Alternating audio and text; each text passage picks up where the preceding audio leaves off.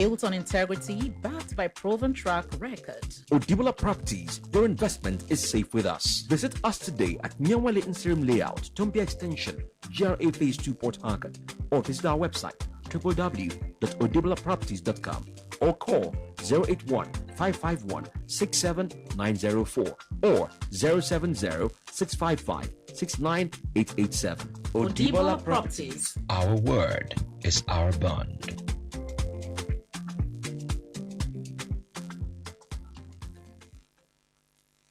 Today 95.1 FM, where news meets insight, sports meets passion, and entertainment meets excellence. Expert analysis from seasoned professionals and our top analysts, informing, educating, and entertaining you. Your voice, your station. We are the voice of the people. Whether it's happening in Port Harcourt, South, Nigeria, or around the world, we've got you covered. On air, online, delivering balanced news and unbiased analysis. Today, 95.1 FM. This is Today, 95.1 FM, Port Harcourt. News.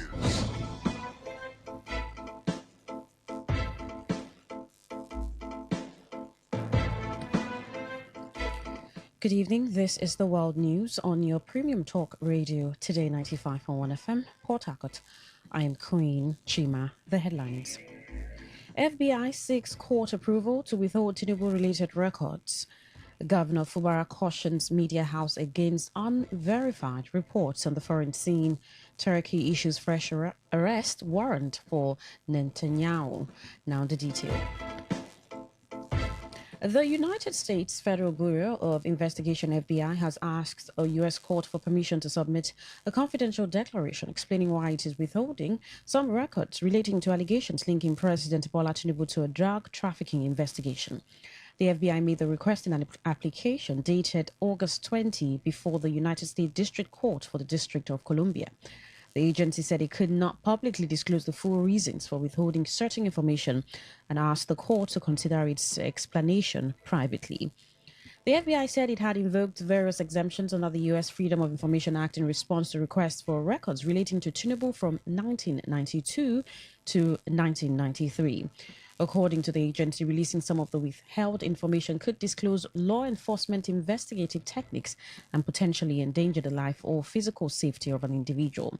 The application was published on X by a Washington-based lobbying firm recently hired by former Vice President Atiku Abubakar. The Independent National Electoral Commission, INEC, has announced plans to conduct a mock accreditation exercise in November 2026 as part of preparations for the 2027 general elections. INEC Chairman Professor Joash Amopita disclosed this on Friday while receiving a delegation from the Canadian High Commission at the Commission's headquarters. Amopita said the exercise would subject the Bimodal Voter Accreditation System, BVAS, to rigorous field tests to assess the Commission's readiness for the general election. He said the presidential and National Assembly elections would hold on January 16, 2027, while the governorship and State House of Assembly elections are scheduled for February 6. The INEC chairman said the Commission remained focused on increasing voter participation, securing the ballot, and building public confidence in the electoral system. Amopitong also disclosed that about 1.4 million ad hoc personnel will be deployed across more than 176,000 polling units nationwide. A minister of the Federal Capital Territory, Nyesom Wike, has declared that the 2027 presidential election has already been concluded, insisting that nobody can stop President Bola Tinubu's re-election. Wike made the statement while addressing journalists in Abuja on Friday. But the former Rivers State governor also mocked chieftain of the African Democratic Congress ADC, Dele Momodu, over his efforts to woo Osun State Governor Ademola Adeleke into the opposition party. Wike questioned Momodu's repeated public appeals to Governor Adeleke, saying the ADC chieftain's claim of being born in Ile-Ife would not influence the Osun governor's political decision. His comments come amid allegations in some quarters that the outcome of the 2027 general elections has already been decided in favor of the ruling All Progressives Congress, APC. The Federal Civil Service Commission, FCSC, has warned Nigerians against fake recruitment messages and links circulating on social media, WhatsApp groups, and unofficial websites. The Commission said genuine recruitment into the Federal Civil Service is not conducted through private agents, middlemen, or individuals claiming to influence, shortlisting, or secure government appointments. In a statement issued by its head of press and public relations, Ibrahim Zakaria, the Commission said the use of its name, logo, or branding does not automatically make a recruitment message genuine. The FCSC explained that appointment into the Federal Public Service require an authorized establishment and, where applicable, a recruitment waiver from the Office of the Head of the Civil Service of the Federation. It added that genuine vacancies are advertised through established procedures, including publication in 3 national newspapers and on the Commission's official website for positions on grade levels 7 to 17. Former President Olusegun Obasanjo has met with the chairperson of the African Union Commission, Mahmoud Yusuf, to discuss regional developments and issues affecting the African continent. The meeting, held on Friday, also focused on peace, dialogue, and stability across Africa. A statement by the African Union said Yusuf commended Obasanjo's continued engagement in continental affairs and his efforts to promote peace and stability. Obasanjo currently serves as an African Union High Representative and has continued to participate in peace and mediation efforts across the continent. The proscribed indigenous people of Biafra, IPOB, has accused the British government of hypocrisy over its criticism of Israel's settlement activities in Jerusalem. British Foreign Secretary Ed Miliband had condemned Israel's decision to advance the EI settlement project east of Jerusalem, describing the move as unacceptable and destructive. Reacting in a statement by spokesperson Emma Powerful, IPOB accused Britain of selective outreach for failing to condemn the detention of its leader, Mazi Nnamdi Kanu, by the Nigerian authorities. The group alleged that Britain assisted the Nigerian government in violating a United Nations resolution calling for Kanu's release. IPOB also cited findings by the United Nations Working Group, which is said called for Kanu's immediate release and compensation over alleged violations of his rights. The Nigerian government has maintained its position on Kanu's prosecution, while the British government has previously expressed concern over his case. You're listening to the World News on Today 95.1 FM, Voice of the People. After the break, more news and foreign stories. Do stay with us. Every day, every hour, when the big stories break, depend on our 24-hour news team to bring you the latest. Today, 95.1 FM.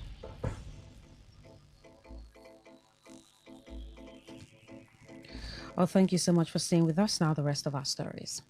Rivers State Governor Siminalayi Fubara has cautioned the media house against what he described as the publication of fake and unverified reports concerning the non-completion of projects scheduled for commissioning by his administration. Governor Fubara gave the warning during the commissioning of the Omok General Hospital, saying the publication was intended to demarket his administration at a time when the government was receiving positive attention for its achievements.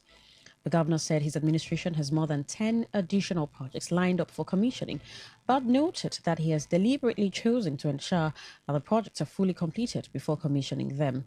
Governor Fubara also called on the traditional institution and the people of the area to protect the newly commissioned General Hospital against vandalism and ensure that the facility is properly maintained for the benefit of the people. Or because some good news is trending about the administration, you want to say bad things about us. I won't bother about that because there is this saying, believe that we are doing something that is right, that is why the enemy will not sleep. Then please, if you are being paid for such adverts, this is from it. One thing that I do not play with, before I get involved in anything, I ensure that I make sure that the thing is in order. Because I know that half of the people that are coming are not coming to pick the good one, they are coming to pick fault. So I ensure. I have more than 10 other projects to commission. The better I said, no, I want every finishing touch to be done before we come there. So please, stop circulating unconfirmed. If you're able to do that, stop it.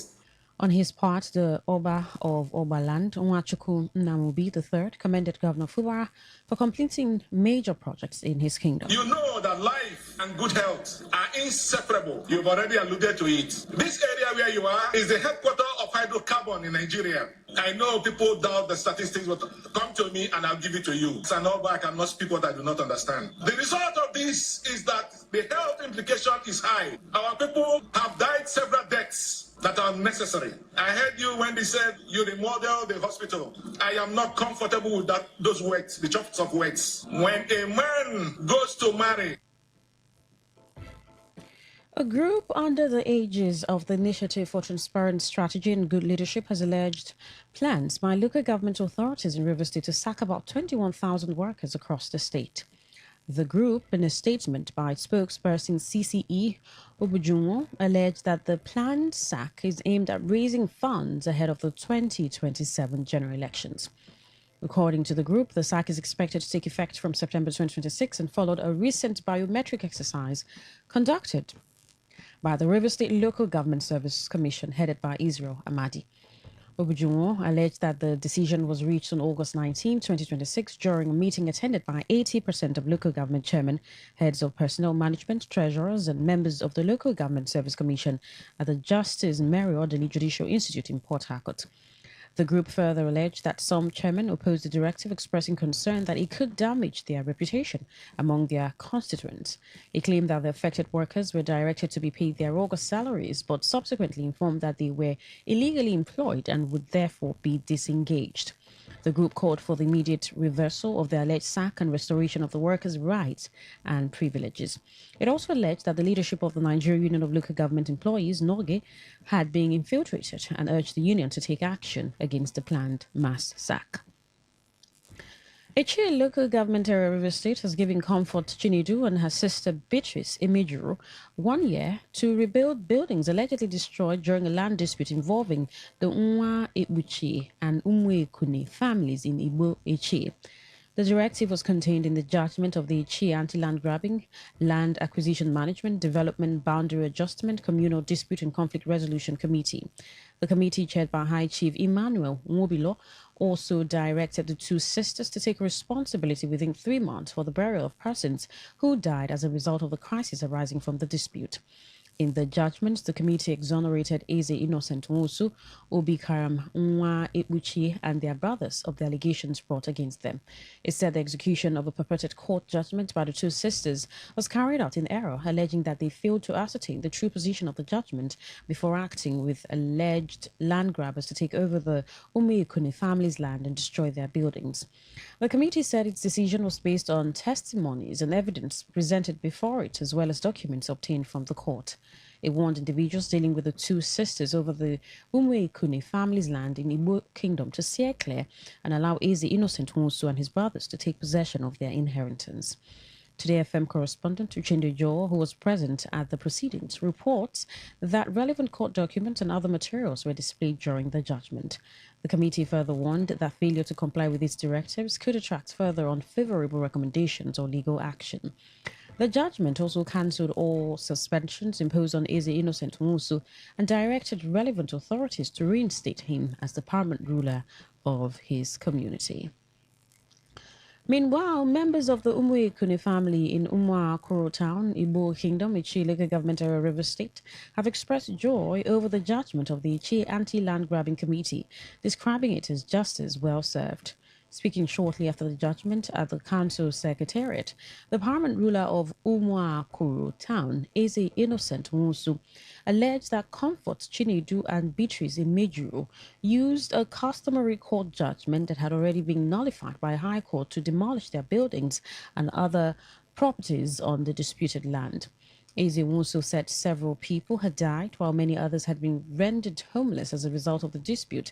He also alleged that some persons were facing illegal murder trials before a River State High Court in connection with the crisis. The traditional ruler further accused some senior officers of the River State Police Command of allegedly being involved in land-grabbing activities despite directives from the Inspector General of Police. Eze Nwosu also criticized the two sisters for allegedly relying on what he described as an illegal customary court judgment to demolish their properties on 3 occasions, allegedly in the company of police officers and suspected thugs.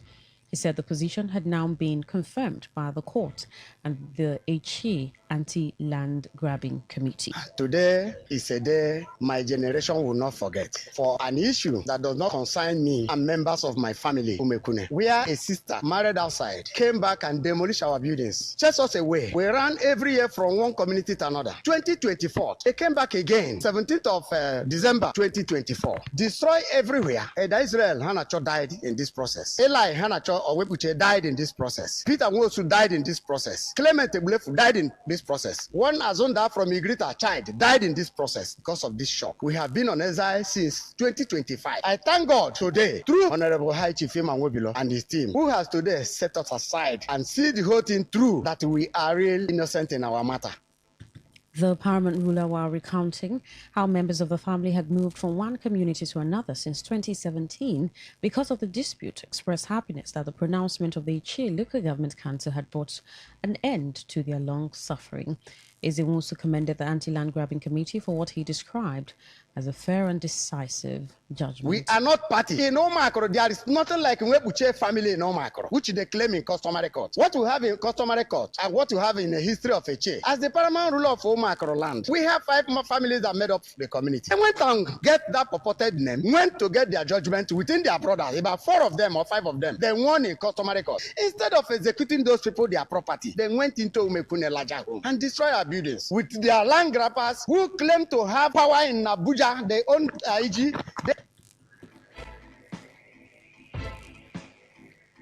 On the foreign scene, Turkey has issued a fresh international arrest warrant for Israeli Prime Minister Benjamin Netanyahu as part of investigation into Israel's interception of an activist flotilla attempting to reach Gaza. Turkish Justice Minister Akin Golek announced the development on Friday, saying the warrant forms part of an ongoing investigation into the interception of the Gaza-bound flotilla. The latest move comes after Turkey previously issued arrest warrants for Netanyahu and other senior Israeli officials over allegations of genocide linked to Israel's military operations in Gaza. Israel has strongly rejected the genocide allegations. The development further deepens diplomatic rift between Ankara and Tel Aviv, whose relations have deteriorated sharply since the October 2023 Hamas attack on Israel and the subsequent war in Gaza. Turkey has also suspended trade and direct flights with Israel and maintained its criticism of Israel's military operations in Gaza. To end the news, here is a summary of the major stories. FBI is seeking a court approval to withhold Tinubu-related records. We told you that Governor Fubara has cautioned media house against unverified reports. On the foreign scene, you also heard that Turkey has issued a fresh arrest warrant for Netanyahu. That was the news as edited by Priye Izogo. For comments and inquiries, please call 0818-389-2850. Send your emails to news@todayfmlive.com. You can read our stories on www.todayfmlive.com, Facebook at Today95.1fm, Instagram at TodayFM951, X at TodayFM951. You can also join our YouTube live, Today95.1fm. My name is Queen Chima. Thank you so much for listening. Good evening. Today's news, today's entertainment, today's sports, today's issues. Today on Today 95.1 FM, Port Harcourt.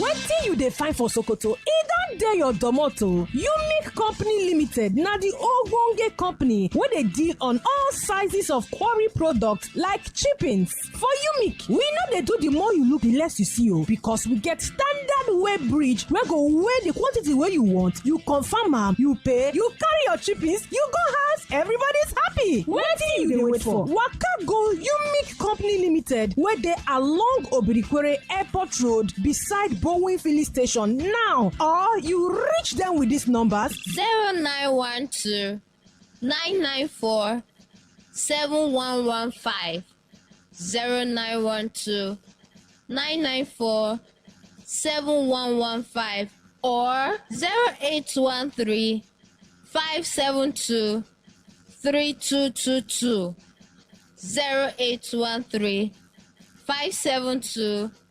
3222.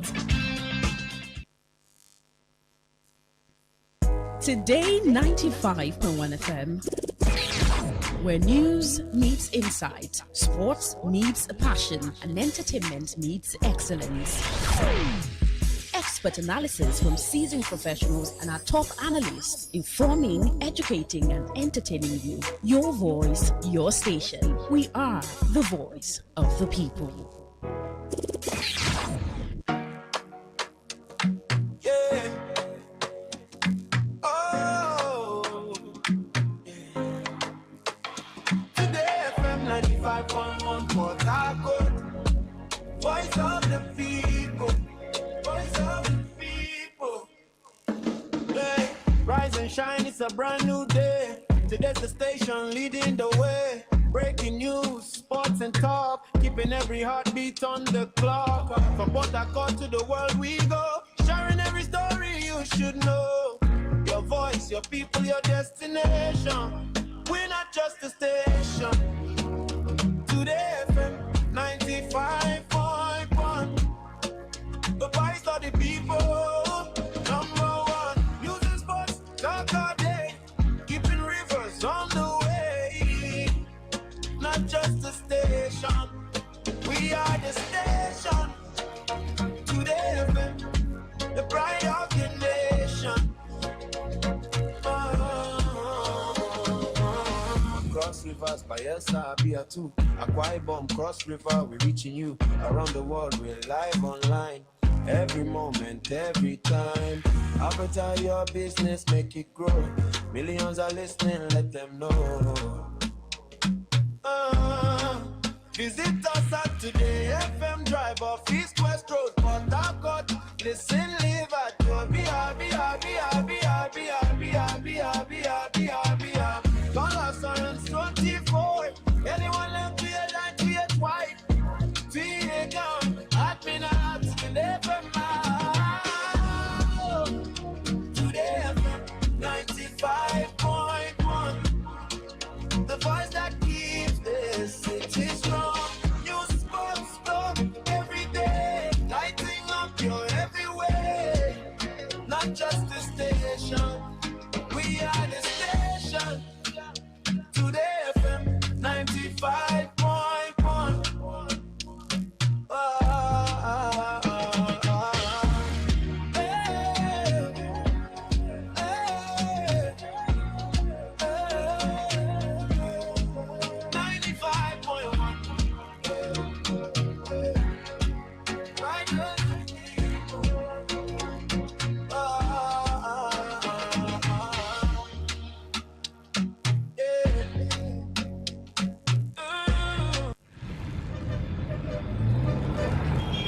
Live from the Garden City of Port Harcourt, Nigeria.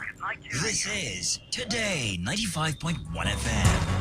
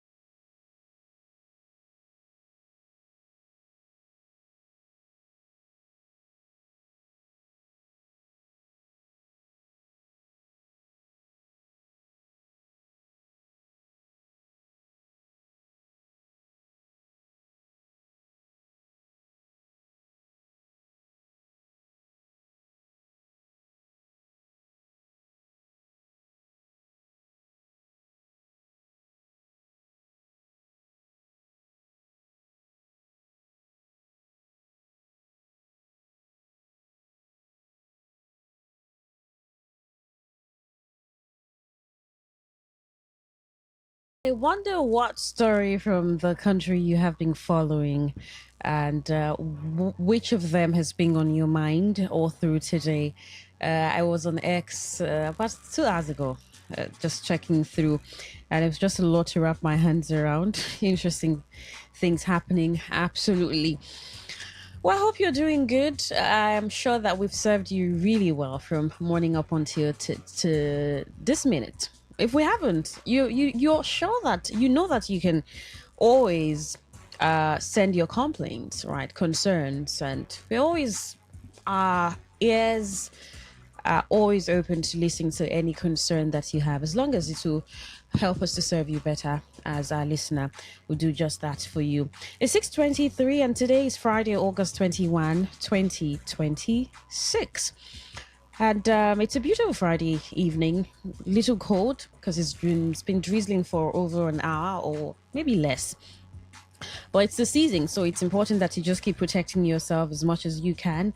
Stay away from trouble and just be fine for yourself. I think that's the best that you owe yourself, at least for you being a human being. You're your first protector. My name is Queen Chima. So this voice is the voice you'll be hearing from now till shutdown, although there would be someone else's voice you will hear, or even commercials playing here and there. But I'll be your guide from now till shutdown. And from now till 7 o'clock, I'll get to know what is on your mind. If you'd like to share with me, I'd really appreciate that. And then 7 o'clock, I have two amazing women I'll be speaking with, professionals actually, and we want to talk about something very important, really important. You must have heard about it here and there, or maybe even have someone in your house or someone that you know who's gone through that challenge. Right, on today's Woman, don't miss it for anything in the world, please. And then afterwards, we'd have Mbakalu here for some reggae songs and vibes. So it will be Reggae Militas from 8:45 till about 10 o'clock. And then I take the world news, and we plan to say goodbye for today from all of us here at Today 95.1 FM. But before all of that, and as we climb till shutdown, I'd like to know what's on your mind. What is going on in that very creative, very beautiful, or maybe sometimes not so beautiful mind of yours, right? But I'd like you to share something with me. I know it's not everything that's going on in your mind that you tell me. There's some you want to keep to yourself, and it's totally acceptable. But the one that you would like to share, you'd like to talk about, especially if I think that it has a way of fostering good conversation, or you're talking about something that will be beneficial to the next person, or just one way or the other, you just want to let out what's been bothering you, what's on your mind that you need to talk about, then it'll be really nice that you tell me what's on your mind. I was checking trends on X, and I saw a lot trending actually on X. The conversation between the girl and Tony Ilumelu, who called her Tony, trending so well on X. And then if you check the tabloids, you have a number of other issues or thoughts trending too.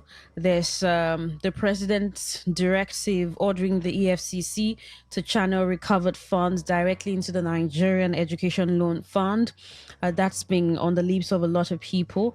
And then obviously this subsidy savings, subsidy retaining debate that was started by presidential candidate Atiku Abubakar and former vice president. And there's also been that of stakeholders within Osun APC blaming former party leadership for their gubernatorial defeat, while Governor Ademola Adeleke received his certificate of return and pledged funds for election victims. That's some of the top stories that I saw.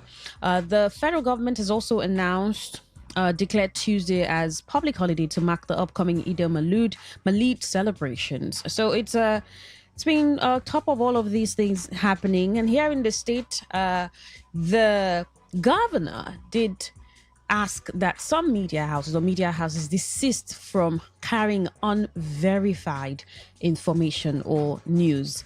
It's been a lot. I don't know what's happening in your area, right? Maybe there's something that's happening in your area that's on your mind, or something happening around you, basically, or something you saw on your way back from work or going somewhere, or just anything you want to talk about. Sadly, there was also an incident in Sokoto right? Really sad incident this morning, right, where there's death toll from the tragic boat mishap in Sokoto, rising significantly with rescue operations recovering dozens of bodies. Really, really sad. Here in Port Harcourt too, NAPTIP sealed a maternity home in Port Harcourt following an investigation into the alleged illegal sale of 3 children for 13.5 million. A lot of these stories trending in the country. So you go here or there, sometimes social media or tabloids or television stations, radio stations, you must have heard any of these stories or even more. But let me get to find out what's on your mind, right? Let's talk about what's going on with you. 0810 9510 951. That is 0810 9510 951. That's the number you can call. You can send a text or WhatsApp message to 0701 9339 962. When you send a text to that message, so a text or WhatsApp message will absolutely work. So you do that and tell me what is on your mind. Welcome to Today FM. Good evening. Hello, good evening. Yes, good evening. Can you hear me? Good evening. Can you hear me?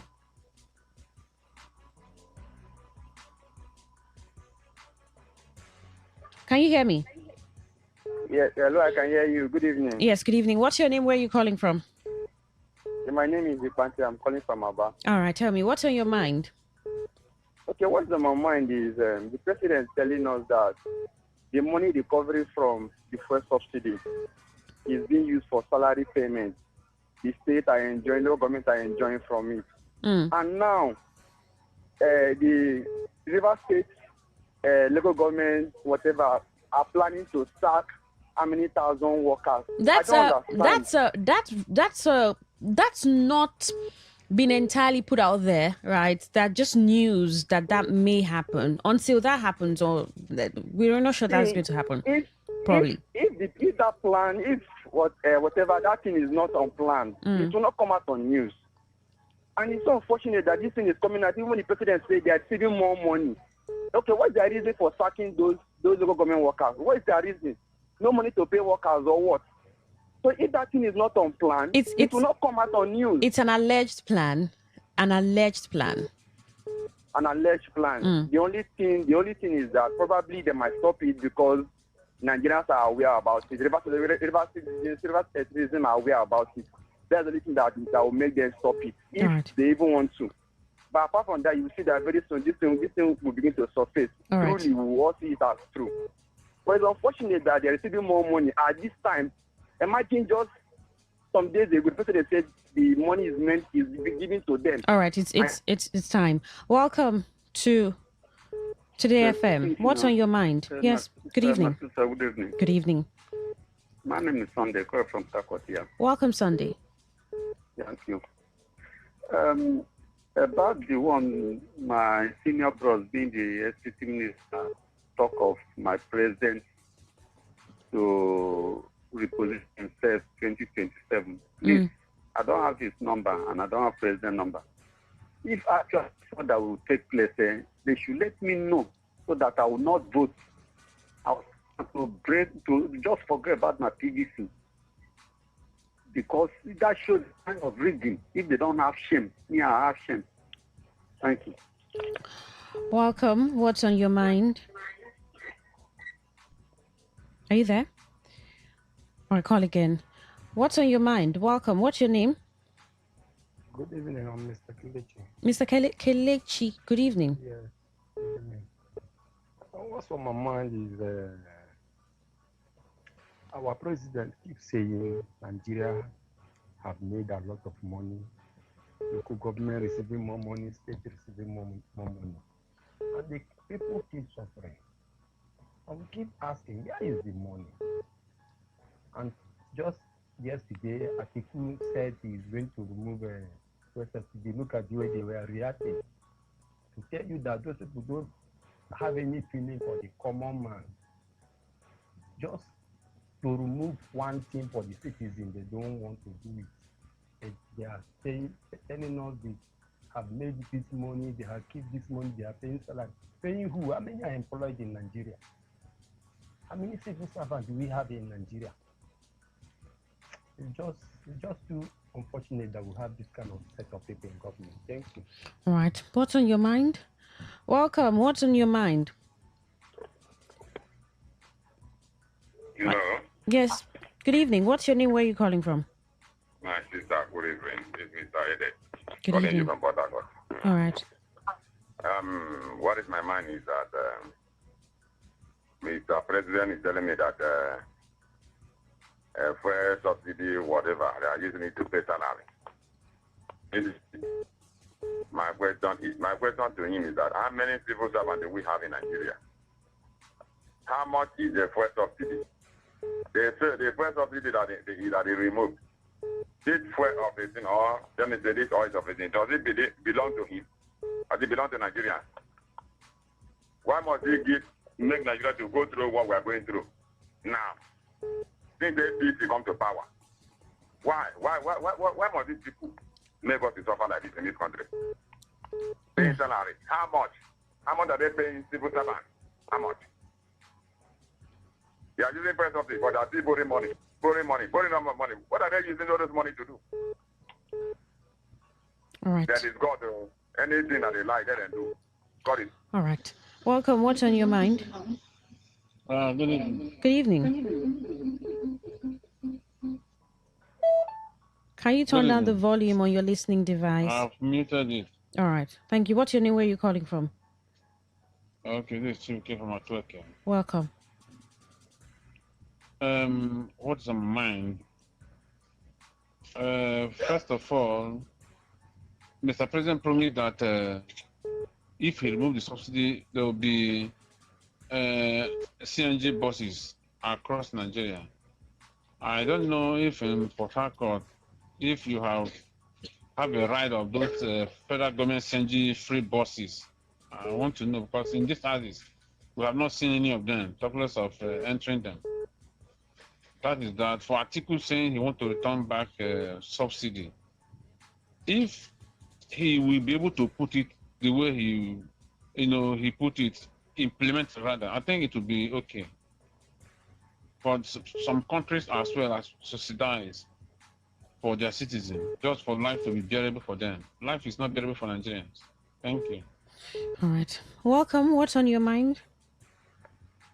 Good evening. Yes, good evening. What's on your mind? What's your name? Where are you calling from? Chinke Daniel Imogate, Ozoako, Okwa West in Abia State. All right, welcome. Okay, what's on my mind is that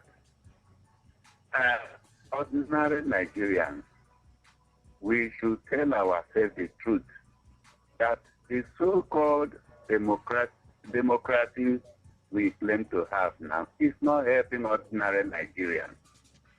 Yes.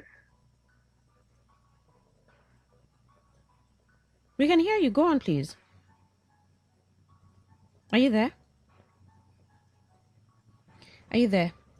All right. Keep the calls coming. All right. 0810-9510-951. Tell me what's on your mind. Welcome. Hello? Yes. Yeah, I can hear you. Good evening. Good evening, Mr. Jacob. All right, Mr. Jacob. What is on my mind is that during Code 24 program, they asked the moderator is the name of a cow in his language. It cannot be because he did not grow up on that place. The name of cow in Calabar language is Nabulu. Okay.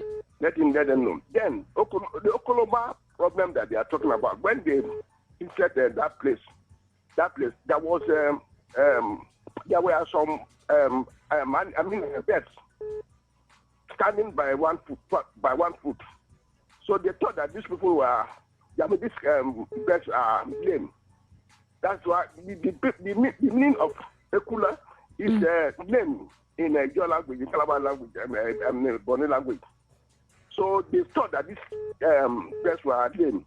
That's why they called that place Ekulama. Ama means town or village or community. All right. That's one place. That is one. Then, again, the construction of this Buguma to Abunima road that the governor just recently commissioned. It was first confronted by federal government during during the military regime, and not this all the that they proclaim. So that's what's on your mind. All right. Welcome. What's on your mind? What's your name? Where are you calling from? Are you there? What's on your mind? Good evening. Hello. Good evening. Good evening. Yeah. What's your name? What's on your mind? Dating. Okay. The article is inconsistent, unstable character. When one point one accusing finger at the other one, the rest is pointing back at him. Isn't it the same APC that enjoyed that he says cancer? On that, when you go to the north, I'm just waiting. They will ask you many questions. Isn't it the same person that sponsored the Niger Delta Avengers against Buhari to make Buhari to avenge the defeat of Buhari? Jonathan, 2015. Well, you know how they had the formation of IPOB. We know of this. Those of us who suffer for APC to come to fruition, to come to existence, they are not delegated to the background. They will suffer it. Tobu will suffer it. This is a political, is a former politician. It's a political strategy. How well did they study political science? Thank God, there is a news FBI. They already asked the court to unveil all the secrets behind the narcotic case in the US. I am saying it what I'm foreseeing by crystal ball. Tobu might not even complete this research tenure. Let alone I'm talking about 2027. So let them go ahead and do what they want to do. But the masses are waiting for them. All right. So we should try to trace suffering. It will not when you go to them with stone people because you have done so many atrocities, so many sins against even God and the North. Coupled with Atiku becoming ADC president, the only candidate from the North. And it's a rival here, with Amici. We are going to suffer it too. Who are love the best too. Let it jubilate. But at the end, we will not have automatically run out of this. All right. Welcome. What's on your mind? Good evening, Queen. Good evening. What's your name? Onu Samuel. Welcome. Thank you. Miss Queen, I want to ask a question.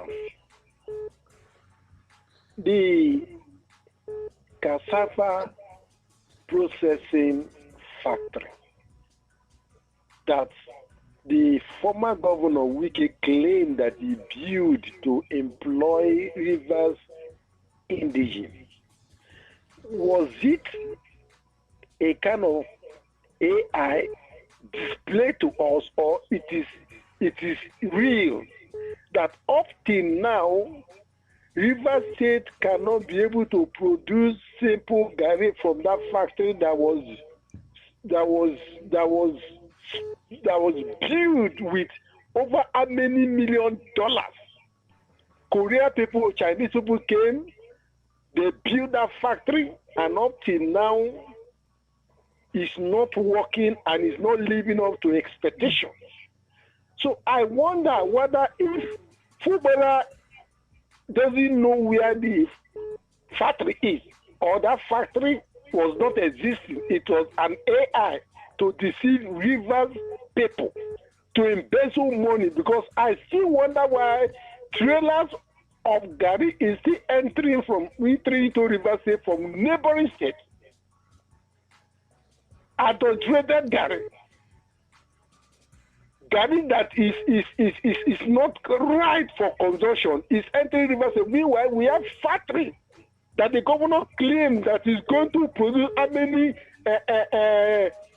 tons of garri to feed the state and also neighboring states.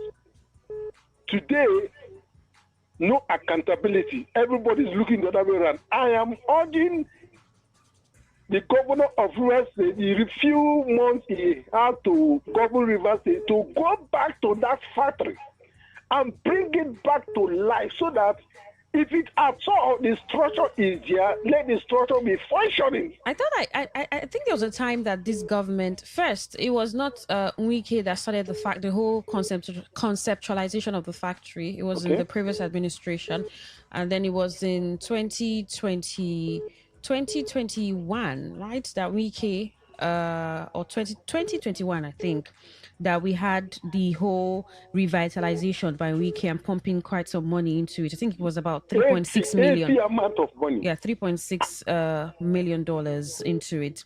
And just look at it. Then we still had this government. We still had this government putting to that factory some money into that project, into that factory. And information if that factory has been sold out and all the machines sold as a scrap to Merua, let us know. Because I wonder why unemployment will feel on the street of River State, why we have a factory that can be able to accommodate over 10,000 Rivers youth, men and women. All right then. Thank you for saying what's on your mind. What's on your mind? Good evening. My sister Queen Machima. Yes. Good evening. Good evening. What's your name? Where are you calling from? Yes. My name is Hugo. Welcome, Queen, Hugo. nothing concerns me. How? Why? I tell you, Premier League, the English Premier League, where they give me joy, is starting today. Arsenal is playing, right? Is Arsenal your club? I'm an Arsenal you're fan, an Arsenal my dear. fan. Oh, okay. I am an Arsenal fan. This is what gives me joy. Okay. Should I begin to talk about a road that we don't have, or water, or light, or what? Security. I think I have developed this. I have used this to develop joy, happiness in my life. Honestly speaking, because if one begins to talk about the nature, I say, is this how democracy is? Is this what democracy is? And it is being campaigned all over the world that nations should embrace democracy. And this is the democracy. The way we are seeing it, that is how the Oibos play their own. And they are now urging all countries of the world to embrace it. My dear, if it is, I think nations should remain in, especially those who are being governed well by the military. They should just continue. I am telling you, there is no... Hello? I can hear you. Go on, please. Okay. I have not seen any remarkable difference. Anything where we just raise hand and say, yes, democracy is indeed a better form of government than the military. Look at a child born how many years ago? How many years now that we are into democracy? Yet, people are carrying ballot boxes. A ruling government will deploy forces, arsenal, to go and manipulate, to go and, do the undo. All right, then. All right. What's on your mind? What's your name? Where are you calling from? Yeah, thank you. My name is Mr. Zion. Good evening to you this evening. Mr. Zion, good evening. Thank God it's Friday. All right. Thank God it's Friday. What's on my mind? I want to appreciate all our sisters that are married, wives, and I thank you very much. All the married women that are under the auspices of this conversation, even those who are far, I thank you people. At a time like this, how you have maintained peace, you have sustained the love, the care, the understanding, and the protection of your marriage. Thank you very much. Keep up the good work. Yes, challenges may abound. It will come. If I say they will not come, I lie. But thank you for applying the God factor. Thank you for applying the wisdom your mother gave you to stay and sustain your marriage. Please keep helping your husband. Keep helping the children. All right. You will never regret it, Mr. Zion. All right, Mr. Zion. Welcome. Good evening. What's your name? Where are you calling from? Hello? Yes. Good evening. I know Atiku is giving. What's your name? Where are you calling from, please? Etim, I call back. All right, Etim. And APC, Sleepless Night. Surot is under serious fire. Because they are already seen their shameful defeat on the political world. They are writing on the word. So there's nothing, because it is God that written that defeat for them. Nothing. Right. And nobody can unwritten what God has written. All right, Etim, since you called before, welcome. What's on your mind? What's your name? Okay, that call dropped. Let's take some messages. Okay. The only thing on my mind is these people wearing vests walking from street to street asking people to pay 10K as operational permits for Ikore local government area. They demand shop owners pay the money into their own account or cash. Here in Alu, I hope this is from the local government. They are so rude and casual. Emako from Uniport. All right, this is on WhatsApp. Let's see if we have any as a message. Is this man Wike, APC spokesman, Dan from... what are you typing? Or what did you type, rather? What's on my mind is that bridge is required to connect Ndashi to Obite, Ichi. Oko from Ndashi, Ichi. All right, thank you for writing that. Welcome. What's on your mind? Yeah, this is Dixon calling from Uniport. Dixon, welcome. Yes, what is on my mind is about ability, supporting the president, that because he's a Yoruba man, he wants to support him. To meet you, I will encourage all the 19 state northern governors to support their own brother too. Let us play the politics according to your own brother. Everybody should support their own brother come 2027. So I will see who will win when it comes to the general election come 2027. And I want to ask all River State indigents, would we choose vice president and a minister, or just choose a minister come 2027? Because with Rotimi and Eki, we have a vice president from River State, and we have a minister from River State. But if we go for only a minister, we'll lose that. For River State indigents should rise up. All right. We should tell the vice president and take a minister also come 2027. All right, well, thank you. Welcome. What's on your mind? God bless you. Yes. Good evening. Good evening. My name is Queen. Okay. My name is Serena Sampson. I'm calling from the city of Abaudwa in the Mago Football Club. Welcome. I can hear you. What's on your mind? What is on my mind is because I'm from this state. Like, what I just advising and from that. It's me. Yeah, I can hear you. Go on. I can hear you. Go on. From that, my River State, because you fast facing the election. What to advise you? This is not time where I can barely get your thoughts. Try calling again. Right. Welcome. What's on your mind? Good evening, Rona. It's Queen Chima. Okay, two of you boys always confuse me. This is Nelson from Iglesias. All right, Nelson. Welcome. Go on, please. Thank you. What is on my mind is the statement of our president.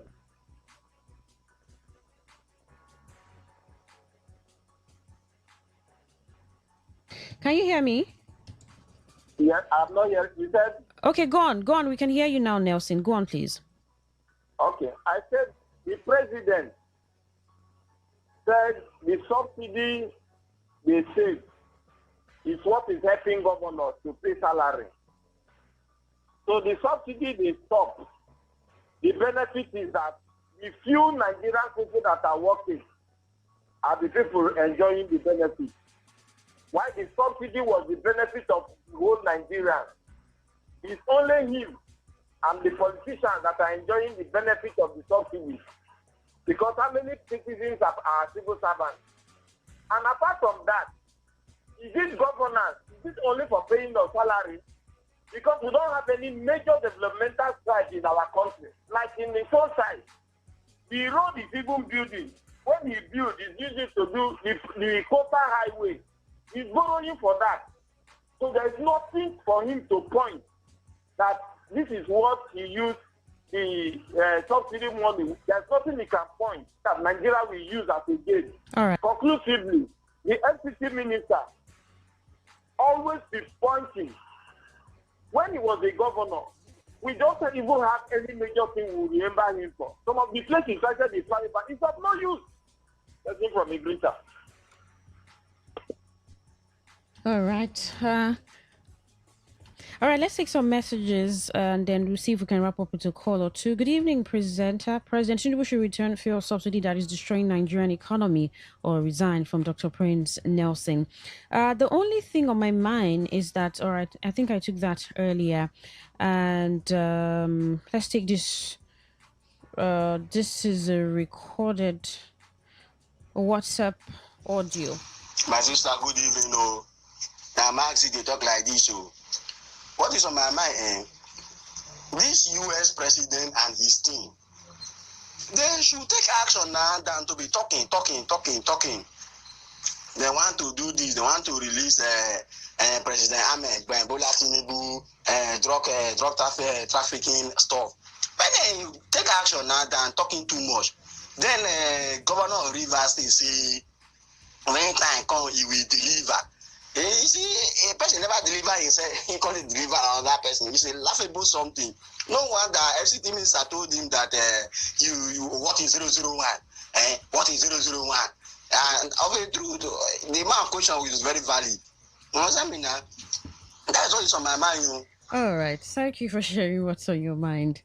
I would wrap up with a call or two, and I told you that we'll be having a beautiful conversation on today's woman. I have my guests already in the studio, so you don't want to miss out on that one. Men, women, you're listening. Something very great conversation that affects a lot of people, but I'll unveil as we get to that time. But let's wrap up. What is on your mind? Welcome. What's your name? Where are you calling from? Good evening. Yes, good evening. What's your name? Yes, my name is Soren Sampson. I'm calling from the city of Abuaudua in Emago Kubokla. You can hear me now? I can hear you. Go on, please. God bless you. What is in my mind is concerning the unemployment in my state, because I'm beginning to get worried. Because I'm one person who normally travel across the 23 AG. You know what I find out? It's as if most of our youth are doing nothing. They are just there in our villages, in our towns, in our streets, in our bus stops. That is where you find River State youth. And the most thing is that the only job that is driving is security work. And it's not welcome by me. That is why I'm still begging the state governor, not by similarity. But please, I call you the people's governor. I am begging you in God's name, this little time you have, look for a way to build industry in River State so that the youth will be engaged. Skill acquisition center should be go across the streets of the territory so that our youth will be engaged. All right. Not every time it's only time for election. That is only when politicians will continue to use our youth. After they must have used the youth, then dump them one corner. Then you find the youth in different crime again. Across the bus stops. You're tired of that. Let's look for a way to engage our youth in different acquisition, industry. Use reverse money to help the people. Don't use it for politics. Don't use it for campaign. Arrest my case. My name remains Serena Sampson. All right. Thank you for calling. Welcome. What's on your mind? Good evening. Hello, Queen. Yes, good evening. Good evening. I'm Comrade Kabari. Comrade Kabari. Good evening. Welcome. Good evening. Thank you. What is on my mind is that it has to do with killings with my local government, Ghana, to be precise. This is killings in Ghana local government. In Ghana local government, in recent weeks, youth of Ghana has been killed. Yes. The local government chairman of Ghana should know that he is presiding over the affairs of people. Of course, I am a strong critic. Money does not buy me, and money can't buy me either. But then, I've always maintained that he is the first ever full council chairman that Ghana has ever produced. And he should make sure he do everything possible to protect the lives of the Ghana youths. Because a lot of coloration has been painted. It is political, it is not political. killing in Ghana is not political. It is not political. And if the authorities of Ghana cannot know better, I don't know if I, Comrade Kabari, will be the one to know better. The chairman should use every resources of the Ghana people in his possession. If it will take him to travel to India, travel to India. Don't try to, expect the Ghana people here to rely on just the fact that the investigation. What investigation? I wonder why your chairman will be traveling to India. Well, I'm sure that whatever is happening in Kana local government area, the police will be on the matter, investigation to go on, and they have been put in the place to protect lives and property, and they will do their job. Before legal system, we have native tracks. All right, let's not get to that. Let's not get to that point. The native system. Thank you so much, Comrade Kawari, for calling. Let us continue to rely on investigation. All right, thank you, Comrade Kawari, for calling. We'll take some messages. What's on my mind this evening is up to now. This present government cannot tell Nigerians what they have achieved that will make people to vote them again. All right. Good evening, Queen. What's on my mind is about the statement of Atiku on subsidy. If he wants to bring back subsidy, he should. What would go to him? All right. I think that's let there be subsidy and things get better. Let me buy fuel at 300 naira. Marv in H. All right. That's the much we can. Okay, that's all on text message. We can further. Another call. Just have 30 seconds to the top of the hour. Thank you so much for your calls. I will continue to make this space available for you to say what's on your mind. Weekdays 6:30 to 7 p.m. You can call in and say what's on your mind. Thank you for your calls and your text messages.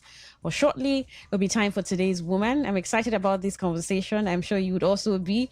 You can hear the smile in my voice. I have very special people in the studio to talk about women stuff. And men, I told you last week that you complain that women don't call in, right? So get them to listen with you so they can also call in. Do stay. My name is Queen Chima. Good evening.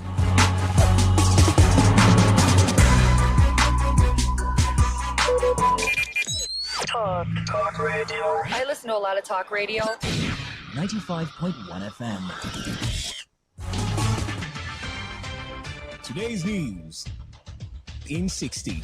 Nigerian gospel singer Asu Ikie has announced the end of his 28-year marriage to wife Kunemofe Asu. Celebrity Nigerian chef Hilda Bassi has threatened legal action against singer Sheyi Vibes over his recent post about her, alleging that her boyfriend Damilola Akunwumi, famously known as Dapper, spent their catalog money on her BBL. Cross-dresser Bob Risky has blasted Nigerians dragging luxury shopper KC Luxury online following his arrest by the National Drug Law Enforcement Agency NDLEA over an alleged 39 million naira cocaine case, adding that many people who used to hail the luxury shopper quickly changed the moment he ran into trouble.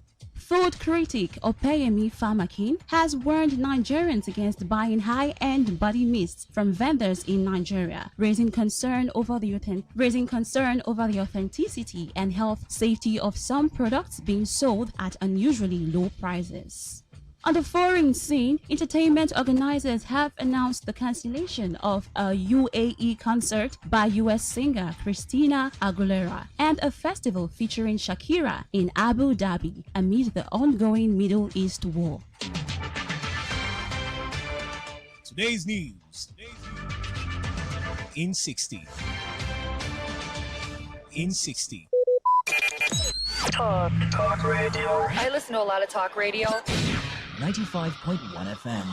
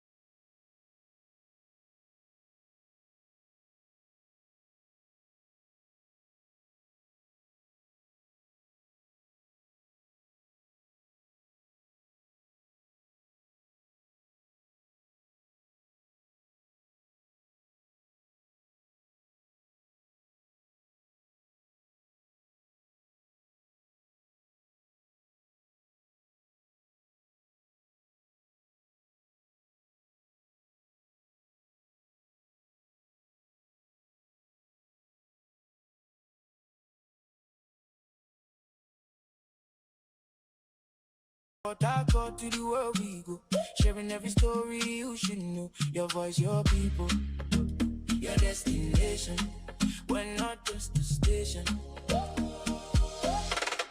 Today, FM 95.1, voice of the people, number one. News and sports, talk all day, keeping rivers on the way. Not just a station, we are the station.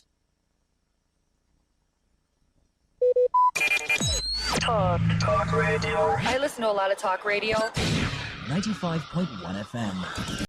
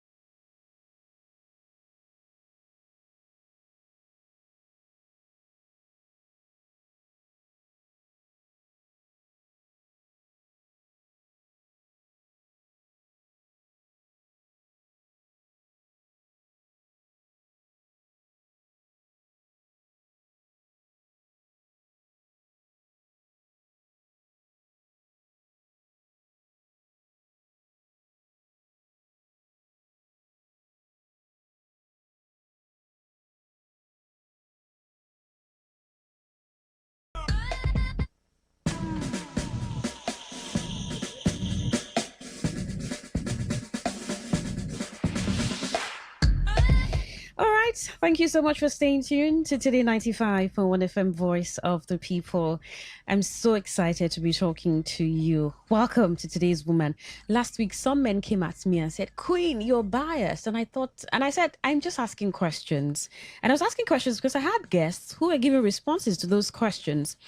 But I suspect that every time a woman's conversation is raised, there are men who just raise their eyebrows. And it's like, I was asking, do a lot of men not like women? I'm asking again today. It's not like I'm concluding. Are there men who don't like women? Or are there concerns that a lot of men have when women conversations are raised? And I said on social media, on my social media platforms, that let's just try and coexist. Or maybe it's an intentional thing happening, that there's a gender war. There's the men attacking women and there's the women attacking men, which ought not to be. When we have women conversations, let's try and contribute from a very unbiased perspective. You want to look at what's happening around you or what's happened, and you say, okay, I understand why this conversation is had this way. This is my take on it. And some of you promised that you're going to get your women to listen to today's edition. Thank you, because I know that you have kept to your promise. It's 10 minutes past 7, and it's August 21, 2026, Friday evening. You may have seen in movies where a woman's going through a lot. So we just call it generally going through a lot, because I have professionals here that would explain all the terms and all the details to what we want to discuss. And this just happens, and people say she's having an effect of childbirth in late terms. And they call it that. Maybe when motherhood doesn't feel the way that the mother expected or people around her expect. And so they call it the woman is going through a lot after childbirth. But there's a name it's called. And we're going to expand on that this evening on Today's Woman. So after the baby, when motherhood doesn't feel the way you expected, let's discuss postpartum depression with two clinical psychologists who are also mothers.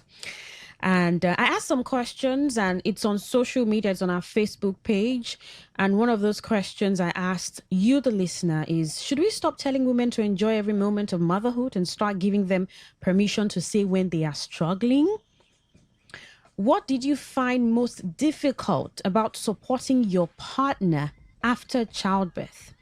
And what kind of support did you need most after childbirth? I mean, this is intentionally targeted to the woman. What kind of support did you need most after childbirth? And for the man or the people around the woman, what did you find most difficult about supporting your partner after childbirth? And should we stop telling women to enjoy every moment of motherhood and start giving them permission to say when they are struggling? And I have two women in the studio who are counseling psychologists. I'm just going to read out this because it's really important so we know that this conversation is not just had from a perspective of their mothers, but they are also professionals and also women. So I have Nkesi Ochai. She's a trained counseling psychologist and founder of Safe Space, a private practice dedicated to helping individuals navigate distorted thoughts, patterns, and beliefs that have become pathological. She's currently a member of American Psychological Association, a global professional organization with a deep passion for guiding people through life's most difficult seasons. She combines professional training with genuine compassion to help clients heal and grow.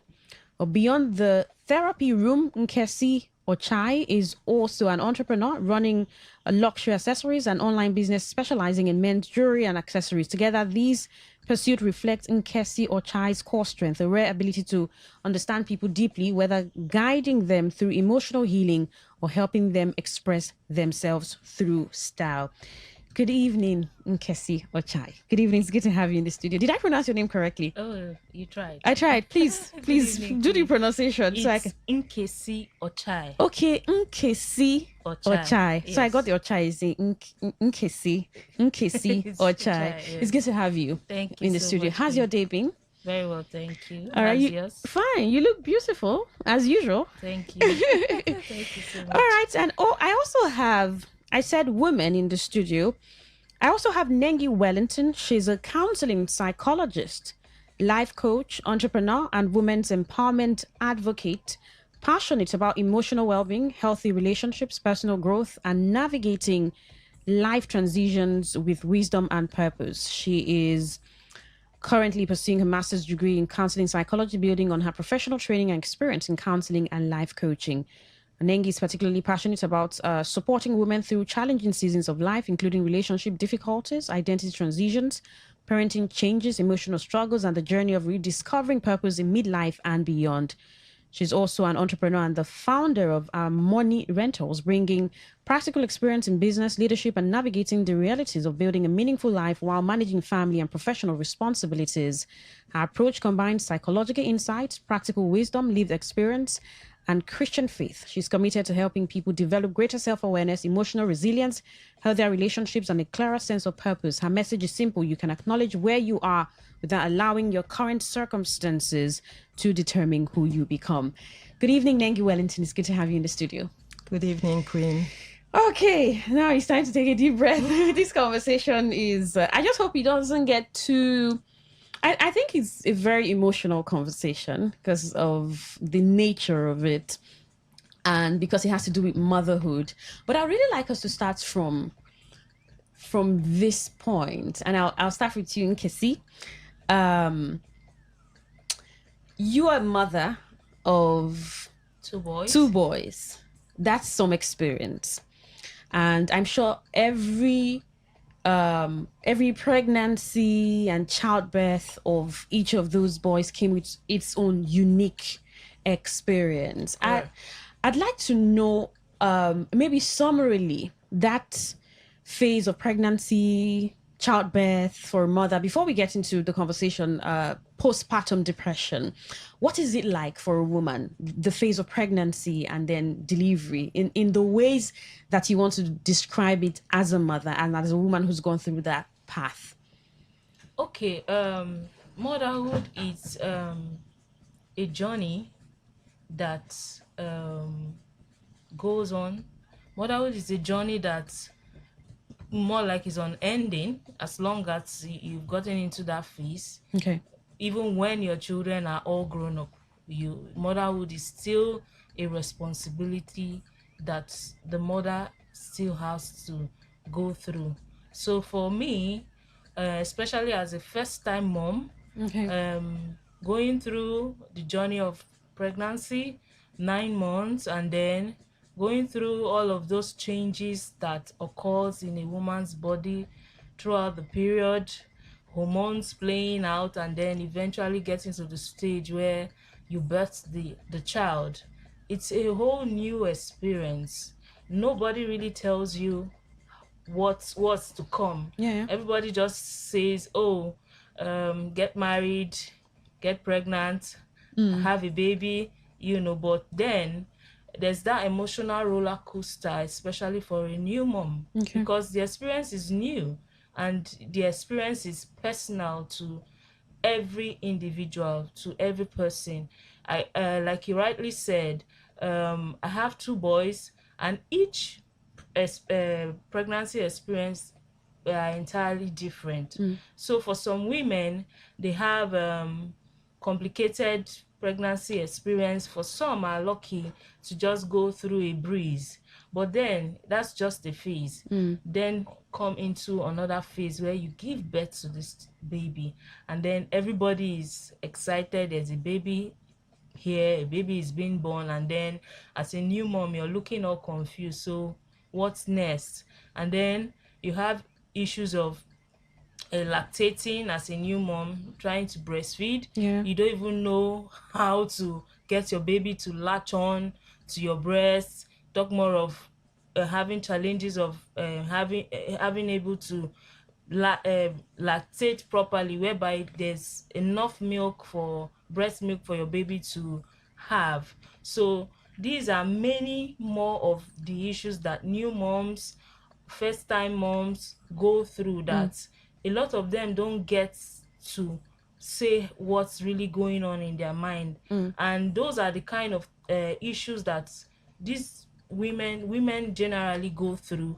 And then if not handled carefully, or if that phase is not taken into consideration, these women now slowly but surely get into what we call postpartum depression, which is basically a form of mental health condition that directly affects women when they give birth to a baby.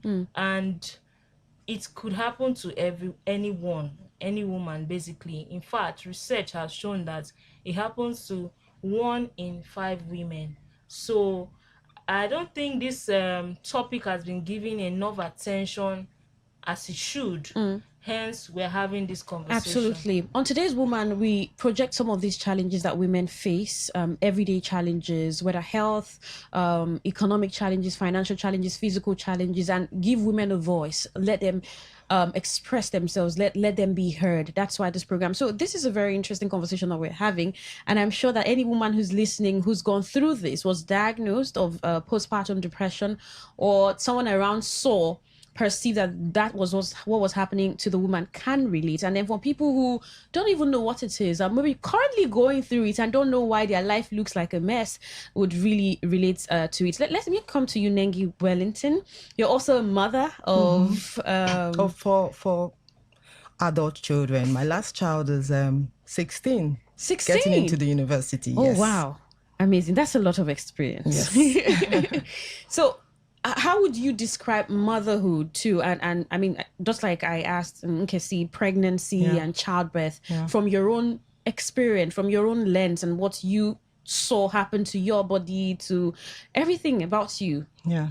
So for us, I know it's been 16 years ago. It's been like 20 something years ago. Okay. So it's been a whole ride. And I think for us in this older generation, because I'm in my 50s, it was more of trials and you just groping in the dark, because you just couldn't even understand what was happening in your body. And you didn't have Google to to type in, or any AI to resort to. So for us, it was more of prayers, asking confident people that we trust, like, how do we do this? What do we do? And it was more of trial and error for us as mothers in those era where we were going through having our children and not knowing who to reach out to, even when we get the blues, or now I know that it is, postpartum blues, but then we just thought it was a normal thing, and we didn't even know who to ask. We didn't even know who to reach out to. And even when we reach out to people, they will tell you, just go ahead and pray, bind and cast the devil, or just, you're a woman, you should be strong, you've just had a baby. So why are you complaining? You have a healthy baby. And, sometimes the support system around you would help you to cope with those challenges. But eventually, you find yourself just learning on the job and evolving. So it's been for the younger generation, I must commend the technology has made everything so open now, and so you now have a name for what in those days we could not even call it postpartum depression. We just thought it was a spiritual attack, or we just thought it was just something that was going wrong. We couldn't explain it, and we're just hoping that it will go away one of those days. So that was how it was for us. I can't imagine. I wanted to say I can imagine. I really cannot imagine. Yeah. So it's really nice that we're starting with this. Sort of gives I like this soothing feeling it's giving to this conversation, especially for you, Nengi Wellington, who had this experience like over 16 years ago, and then you Nkesi too, because any woman from any era can relate to what we want to talk about. So let's get to the meat. Postpartum depression. What really is this? Because a lot of people hear this or even think they know what it really is. I know you're a clinical psychologist, and talking depression and conversations around mental health is an area of expertise for you. What is postpartum depression? Like I had reiterated earlier on, postpartum depression is a mental health condition that directly affects women. And it's a form of depression that occurs when a woman gives birth to a baby. Okay. Typically, the woman starts seeing symptoms from maybe 3 days after you've birthed the child, and some symptoms that surfaces are you see the new mom now, it's moody. Okay. The new mom is crying a lot or cannot deal with the baby that is always crying. And then you see that is either she's very anxious, especially for a first-time mom. She doesn't even know what to do with this baby. Even with a lot of women still experience postpartum depression, even with a lot of support around them. In fact, while I had shared the flyer for this program, a friend of mine called me from the UK to tell me how that topic still triggers her till today, because it's an experience she had lived when she had a baby with all the family support around her. She still went through postpartum depression, and that's why I am happy to lend my voice in this conversation, because it's a topic that, like I said earlier on, has not been given so much attention. Some people know about it, but a lot of women, even men, even real family members don't know about it. And for the ones that know about it, because we're in a society where mental health issues are taken lightly, we don't really give it the needed attention as it should. Unlike when somebody has a physical health condition, you know where to direct the person to the hospital. Now with postpartum depression, it's a mental health condition, and if it's not looked into critically and seriously, it can develop just like depression comes in stages. postpartum depression comes in 3 stages. You have the baby blues stage, you have the postpartum depression stage, and then you have the last stage, which is intense and very critical, that is called the postpartum psychosis. In that last stage, the woman has gotten to a stage where she has developed psychosis and is showing symptoms of paranoid, hallucination, and mania. So at that point now, that's when you now say this woman has gone mad. Meanwhile, this could have been managed earlier on if proper attention has been given to this young woman or woman who is facing that. Because like Mrs. Wellington rightly said, when a woman is going through this issue, what you hear people say is that you should pray more, or you just gave birth, try and take care of yourself. But these are real struggles that these women go through, and we are lending our voices today to let people know, men inclusive, that postpartum depression is a serious mental health condition and shouldn't be taken lightly. So if you have a wife, a sister, a young lady around you who has just had a baby and they're beginning to show symptoms such as they are being withdrawn, they don't they are having sleep disturbance, they are having suicidal ideation, I think at that point you should seek for help. You should find a way for that woman to get help, because it's as serious as any physical health condition. I'll come back to you, Nkesi, because when you say it's a mental health condition, there's someone who may be asking, when people hear mental health, you remember you started saying that we have not started taking mental health issues too seriously in the country. And sometimes when people hear mental health, they're like, wait, this person like spiritual problem, are you mad? Sometimes if you tell people you went for therapy, they're like, they want to even let's stay away from you, like, what's wrong with you? So it's something that lots of people are beginning to embrace. So I'd like you to ponder on that. And when you say it's a mental health condition, I want you to explain. But I'll come to you, Nengi Wellington. When someone has a baby, it's good news. Everybody is happy.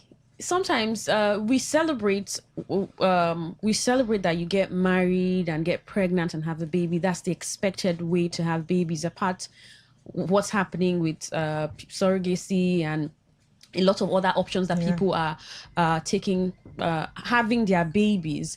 So someone wonders why a woman would have a baby and then the next thing she's diagnosed of postpartum depression. I mean, it's like, this is a baby. This is good news. Why are you affected? Why do you have to start showing some of the symptoms that Nkesi mentioned? Why does that happen? Is it a hormonal issue? Is it that the woman's body has gone through a lot? What exactly happens? Okay, so like you rightly said, Queen, it's a good thing to have a baby. But the other thing is, this woman's body has gone through different hormonal changes during pregnancy.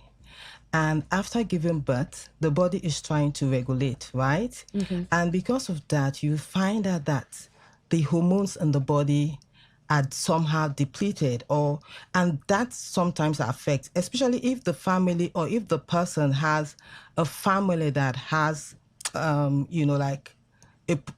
that family, they don't manage stress well. Okay. And so because of that underlying factor that is just there, you find out that such people, when they go through that stress of having a baby, sometimes people, come up with so many challenges that they almost lose their life having that baby. Yeah. And, people are happy, but the body has also gone through a process. Okay. And sometimes it's physical, sometimes the brain is affected while having babies because of the trauma. We don't like to call it trauma, but some women do experience traumatic experience during having children, that some don't even want to go back into the labor room. So all this combines affect the mental health of this woman. So it's not really her fault. Okay. If she's experiencing all this, she's experiencing because her body is trying to pass on a message to her that she needs help. And it's okay to ask for help. It's okay for you to say, what next can I do? I've slept, I've rested, but I'm still feeling anxious. I'm not sleeping well. I find it difficult to sleep. And that's where you begin to, there's so many assessment tools that we use as mental health counselors to assess for for depression, and those tools could be used as well. But most times the onus comes on you as the mother to check yourself and to ask yourself certain questions and to listen to your body. And it's okay for you to say, you know what, I need help. Okay. And the help is always available. Wow. Yes. Must be a lot to get pregnant, carry a baby to full term, and then bring the baby to this world. Maybe because we see a lot of pregnant women here and there. I mean, with due respect to women who are still expecting to get pregnant, but somehow you know that pregnancy, maybe you see a woman is pregnant, so we just take it as something that's really common, but a woman's body really goes through a lot of changes, and that brings her to that point. So in case, see, mental health, when you say postpartum depression is a mental health condition, when we say something's a mental health condition, what do we mean? Thank you, Queen, for that question. You know, like you Yes. rightly said, when people hear mental health, what comes to mind is say the person don't decolo, like something is wrong with the person. But that's not it. Mental health is basically your emotional, psychological, and social well-being. Okay. So it affects how you think, how you feel, and how you relate with people. So if at any point in time as a person, you are not able to marry these three core aspects of yourself, which is your social, your emotional, and your psychological well-being, then there's a deviation. You most likely would experience a mental health issue. So mental health is not just the popular one that it's known, or how people misconstrue it, like madness. Yeah. You see somebody on the road. No, there are mental health conditions such as anxiety. Yeah. You see someone that is always anxious, and every little thing triggers them. They are fearful. That's a mental health condition. So when a particular mental health condition, be it depression, be it anxiety, be it psychosis, begins to affect your everyday daily functioning as a person, whereby you can't function effectively, then it's time for you to seek help. That's why they are mental health professionals. Okay. That's what we do. We help you go through that process. That's what we're trained to do. So I would like anyone listening to know that whenever there's a deviation in your emotional, social, psychological, spiritual well-being that affects you as a person from functioning the way you should, then you should be intentional about it and consider seeking help. And in the case of the woman, since it's a mental health issue, postpartum depression, it begins to affect the way she relates to the babe. How does this play out? Okay, just as Mrs. Wellington was speaking, there are many causes of postpartum depression. Aside the ones that she had narrated, there could be there's some women experience pregnancy complications. Okay. That could trigger a postpartum depression. Some also experience intimate partner violence, whereby you've heard of situation whereby a woman gives birth and their husband or their partner is abusing them physically. You also have issues with financial constraint. A woman has just put to bed, there's no money. that could trigger it as well. So these are real issues that people face day to day. It's sad that the needed attention has not been given to this topic, because a lot of people go through it. Some of them are not even able to name it. Okay. They can't say this is what it is. And then we're in a society where it's being played down on, like, you should be okay. You're not the first woman that gave birth, so what is the problem? Why are you complaining? Are you the first? A lot of women, I mean, there's Mama Nkechi that gives birth every year. She has 5 children. She's okay. But every woman have their mental strength, their mental capability, just as it is with every individual. There are some things that you can take in as a person that the next person cannot even take half of that if they are faced with that situation.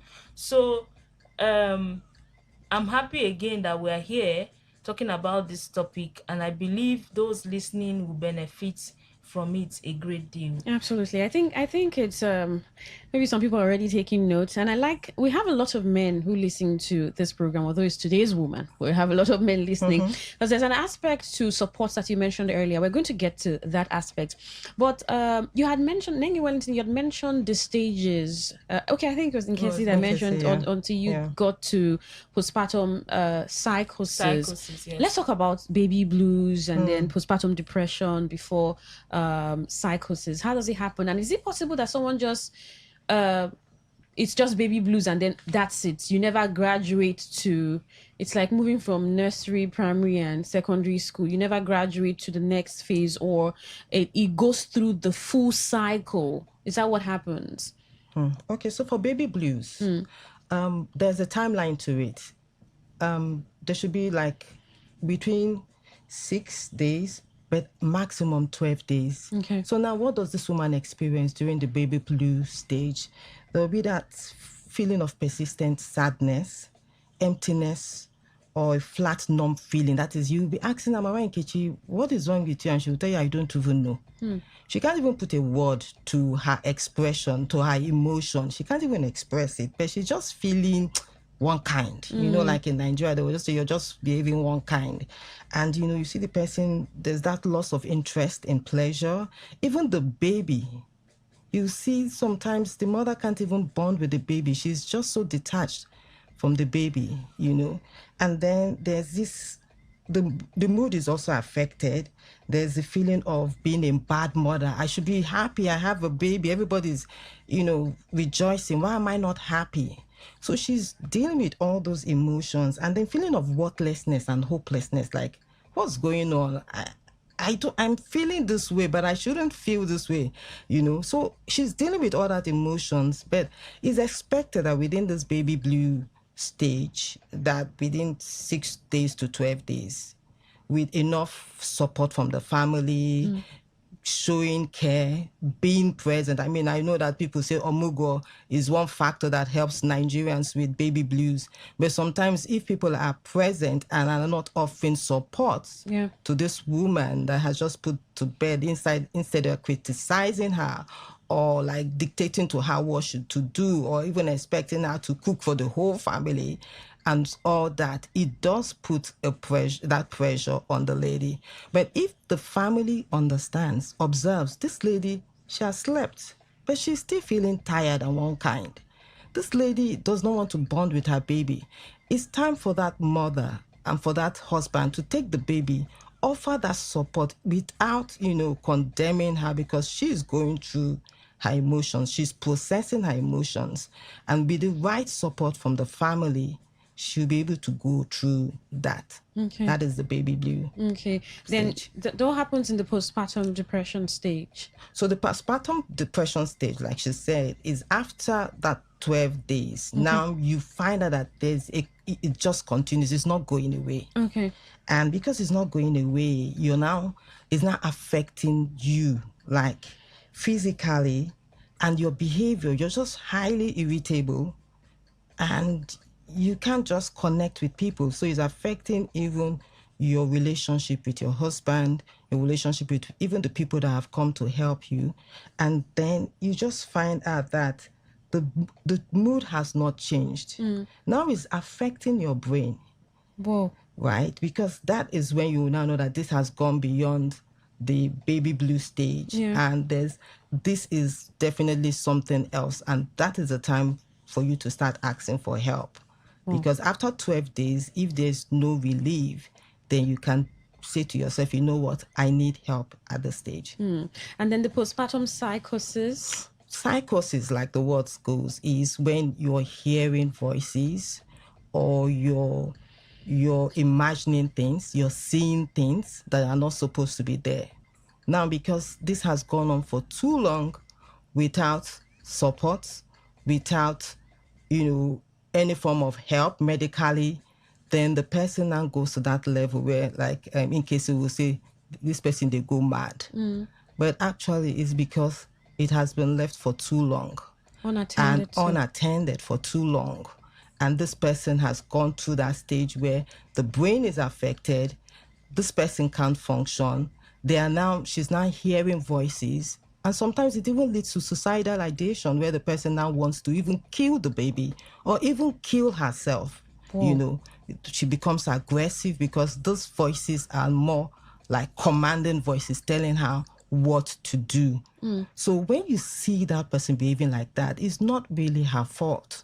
It's just because this has been left unattended for too long, and she has gotten to a place where she needs serious medical help at this process, because counseling alone is not going to solve the problem, but she will also need some form of psychological assistance as well, and psychiatric help as well. Whoa, this is a lot.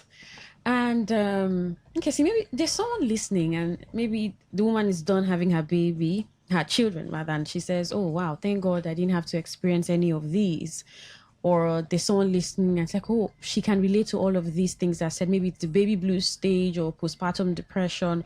Or someone who says, could this have been what happened to this woman who had started seeing things and was highly affected? And then someone just says, oh, it doesn't happen to everybody. Oh, is it a class thing?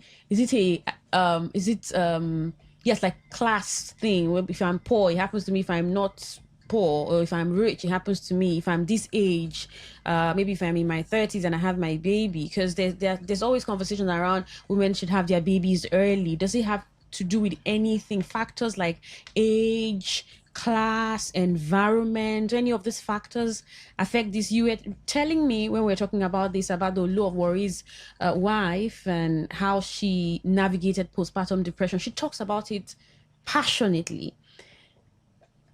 One of her books, her book, is like a birth. That happened because of that experience.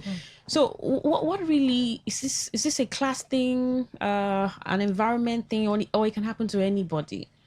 So the thing is, it's a mental health condition. And a mental health condition can happen to anybody. It's not about your class, it's not about your age, it's not about where you're from. Because some women are naturally predisposed to depression based on their genetics. Yes. If you have issues of mental health condition, maybe in your lineage, in your genetics, then you have higher tendency to experience that, right? But from your question, it's not a class thing. This is something that can happen to anybody, any woman. Like I said, research has proven that 1 in 5 women experience postpartum depression. And we are not just narrowing it down to married women. There are young girls out there that give birth out of wedlock. And then there's this pressure from the society, almost like you are failed, you're having a baby without being married properly and all of that. That pressure alone can trigger postpartum depression, because now this is a young lady that we're talking about.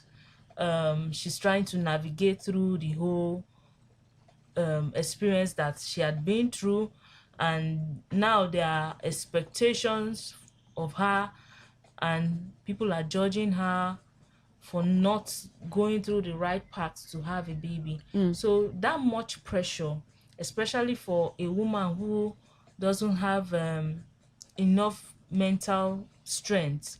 So, there are some people that go through stuff, but because they have built themselves, or naturally they have mental Resilience. yes, resilience to absorb so much, they can scale through. But then you don't know where this young lady is coming from mentally, and then that much pressure is being put on her. She can experience postpartum depression. So this topic is not just for the people in the urban area. We want people even from the grassroots to understand that this is a thing. Women that go through this should not be stigmatized. Rather, they should be given the needed support so that they can, navigate these seasons properly. And these, like we have already mentioned, these signs that we have already buttressed are signs you should look out for, so that you will know when to seek help for your loved one who is going through this season. All right. If you just tuned in, this is Today 95.1 FM, Voice of the People. I have been speaking to two clinical psychologists, Nengi Wellington and Nkisi Ochai, and asking what happens to the woman after the baby, when motherhood doesn't feel the way you expected. And I did ask some questions when I started. I said, should we stop telling women to enjoy every moment of motherhood and start giving them permission to say when they are struggling? What did you find most difficult about supporting your partner after childbirth? You remind us the time a man came out and he said a lot of attention is given to the woman after childbirth. People should begin to ask men what they are going through. Yeah. So it means that for a man whose wife is going through baby blues and then possibly diagnosed with postpartum depression, and sadly postpartum psychosis, there's a lot of work for him to do. So what did you find most difficult about supporting your partner after childbirth, and what kind of support did you need most after childbirth? If you're a woman listening, what kind of support did you need the most after childbirth? Maybe you had people around you who were doing not what you wanted to be done. They were paying more attention to the baby than they were paying any close attention to you. Nobody asked you how you're doing, how your body is recuperating. Are you healing? Are you fine? Have you had enough to eat? Have you had enough time to rest? Everyone is just, oh, baby, baby, baby. And the mother is just there looking at the baby and everybody. So what kind of support did you need most after childbirth? You sent me a document where I did read the Nigerian prevalence of postpartum depression, and I thought it was really alarming. But you already stated 1 in 5 women. I see here that Lagos, Etiosa local government, 35.6% of postnatal women screen positive for PPD, that's postpartum depression. In Enugu, 22.9 prevalence. You have Ibadan, the southwest, 30 to 38% of women. In northern Nigeria, documented rates as high as 44%, with the national range widely cited as 10.7% to 44.4%, depending on the state and study, and on and all of that. Is there a reason why there's a prevalence of this in Nigeria? So that number you're looking at is based off of what was captured. Yeah. There are numbers that are not captured. So you know what is expected, right? I can't say for sure there's a reason, but like I said earlier on, right, is a thing, and most people are not aware that this is something and it's this serious. Because like you rightly said, a woman gives birth, most times everybody's paying attention to the baby. Nobody is asking her, how are you doing? Where is your mind at? We see you, we understand. Everybody is expecting her to have some formula, like she came down from heaven with the formula of when you have a child you should know what to do, right? Regardless of the many emotions that she is feeling or going through at the time, so and all those emotions are in her mind, in her head. She might not be able to articulate all of it, especially when it comes to do with somebody with a certain personality type. There are women that are very reserved. They might not know how to express those emotions. So their partners and their family members should be conscious enough to read beyond what they are saying. Also, their body language. Are they sleeping more than usual? Are they sleep deprived? Are they becoming very moody? Are they being withdrawn? In fact, like I told you, my friend who experienced this postpartum depression, she said it got to a point she didn't want to even see the baby. She didn't want anything to do with the baby. She just hated her baby. This is somebody that had all the family support in quotes. And I'm sure up till now, family didn't have an idea that she went through all of that in that season. Somehow, her mental strength and her resilience help her go through the season. And of course, she's in a better place. Yeah. It's interesting that growing up, I enjoyed joining my mother to go see women who just had babies. I like to watch how they bathe them, all the plenty things they do to the babies. It was fun for me. And I think a lot of women, because I was going to talk about experienced mothers, lots of attention to the woman's mental and emotional well-being. It's much more about, are you fit now to go about your normal activities? Is it still the same now, or are we making some progress? I mean, Nengi, if you look back to when you had your children, I'm sure they paid more attention to your physical well-being than mental, emotional. Is it still the same now? I would say it is the same, but for most younger mothers, or most women that are becoming more aware of mental health issues, they are now going beyond the physical. Okay. So they now observe that, this person has been low for more than 2 weeks. What do we do? How can we help?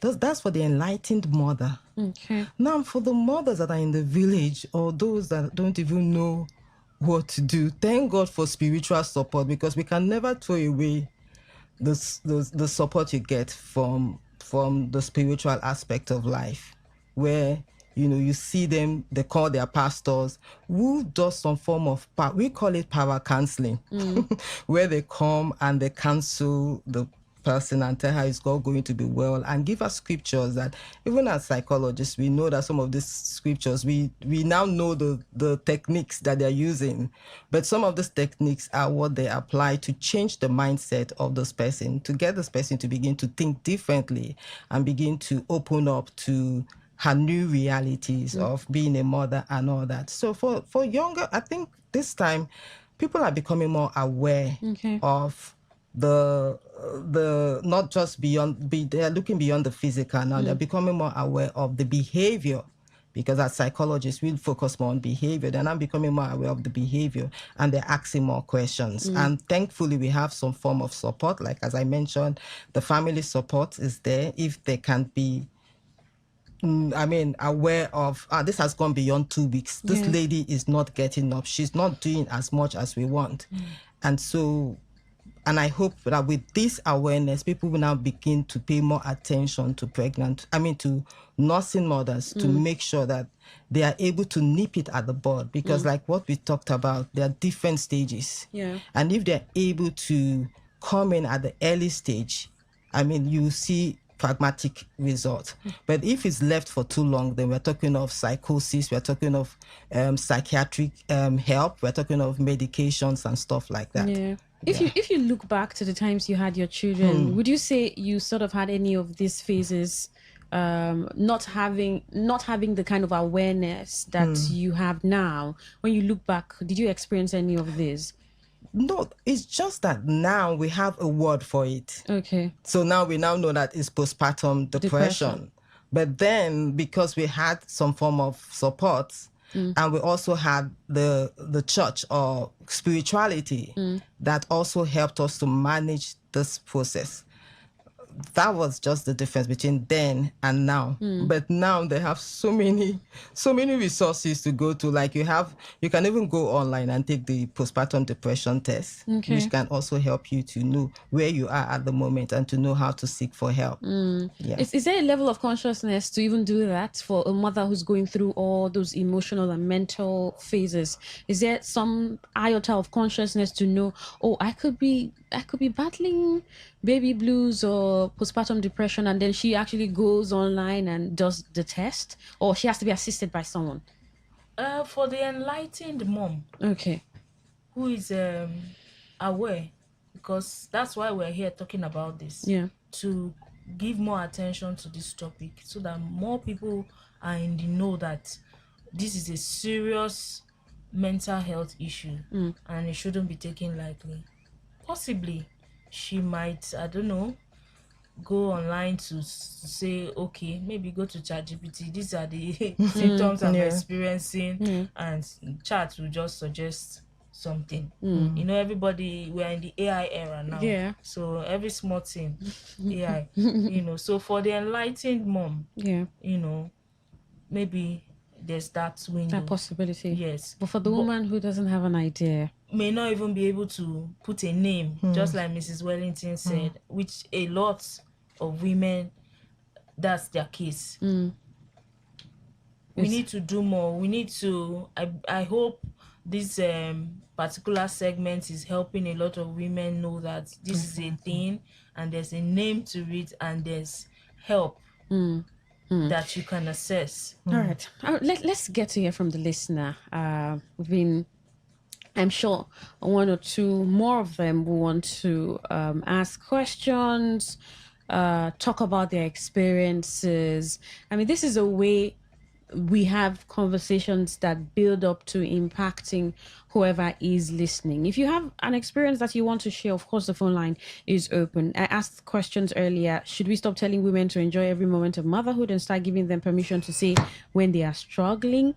Right? Because I have heard a man say, are you the first to get pregnant? I have heard it. As a girl, I was scared. As a little girl, I was like, oh my God, is this what someone is supposed to be saying to someone else? I've heard someone say, are you the first to have a baby? And imagine if that's a woman who's going through a tough period and you say that to her. It's like compounding the issue. So what did you find most difficult about supporting your partner after childbirth? Maybe you're a man, and you saw your wife go through phases that you could not explain. Maybe somehow the both of you were able to find out it was postpartum depression or baby blues and the issues of some of those challenges after childbirth. How did you both navigate that period? And what kind of support did you need most after childbirth? If you're a woman listening, what sort of support did you need most after childbirth? The phone lines are open at 0810-9510-951. That's the number you can call. You can send a text or WhatsApp message to 0701-9339-962. It's Today's Woman on Today 95.1 FM. I've been discussing with Nengi Wellington and Nkesi Ochai, who are trained counseling psychologists and also mothers, discussing postpartum depression. Welcome to Today's Woman. What's your name? Where are you calling from?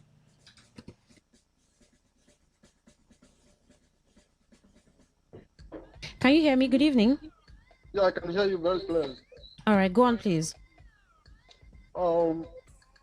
The topic you are discussing is very interesting. I suspended every other thing to listen to this program. I think it's something every man and woman should listen to. Thank you so much. Please, what's your name? I am Emmanuel Idobisle. I'm calling from Port Harcourt. All right, go on with your thought. You know, what I am looking at is, you know, we are in a society where people are more concerned. You are 40, a full at 40, you are not married, but nobody takes time to look at the man, because this man has the mental capacity to even organize himself enough to be able to look after a woman that will come into his life, because you must be stable for you to be able to put another person's feeling or emotion into consideration. A lot of men abuse their women. They expect so much from her. They don't even have time to see what is this woman going through, and the society is helping matter. How I wish we have people that listen to a program like this, because it's very educative. That's just what I observe. Thank you so much for calling. I mean, he did say something really vital in Kesi Ochai and Nengi Wellington. He said a lot of men are not ready for what it means to support a woman mentally and emotionally, and that should be really taken into consideration. When say man turns 40, they say you're not married, you should be asking the man, are you really fit to support a woman go through this phase? Because we're really going to talk about support. I know we have thrown in words here and there, talk about Mugo, talk about the man's support, but I really want us to highlight in deep thought how this support can really happen and how the woman can also experience the support. But let's keep taking calls. Welcome to today's woman.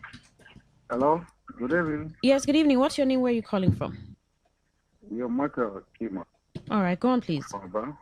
Welcome, go on, please. Yeah, the topic is very interesting, and it should be, such a teaching should come regularly, especially those that are getting into marriage, get them prepared to know the challenges.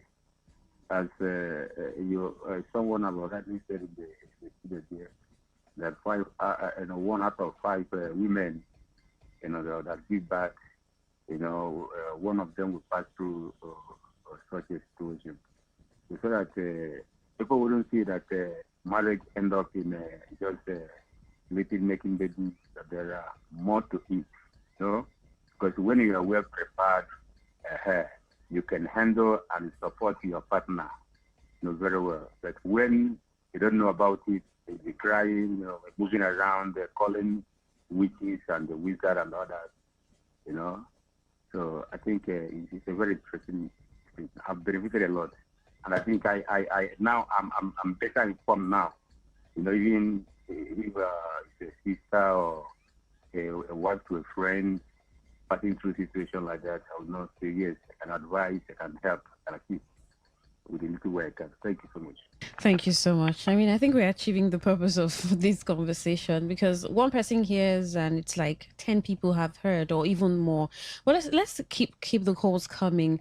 If you're a woman, I know that sometimes women are not so comfortable to talk about issues like this. You want to keep your childbirth story to yourself. We just have a lot of younger women who probably do childbirth blog and put on YouTube.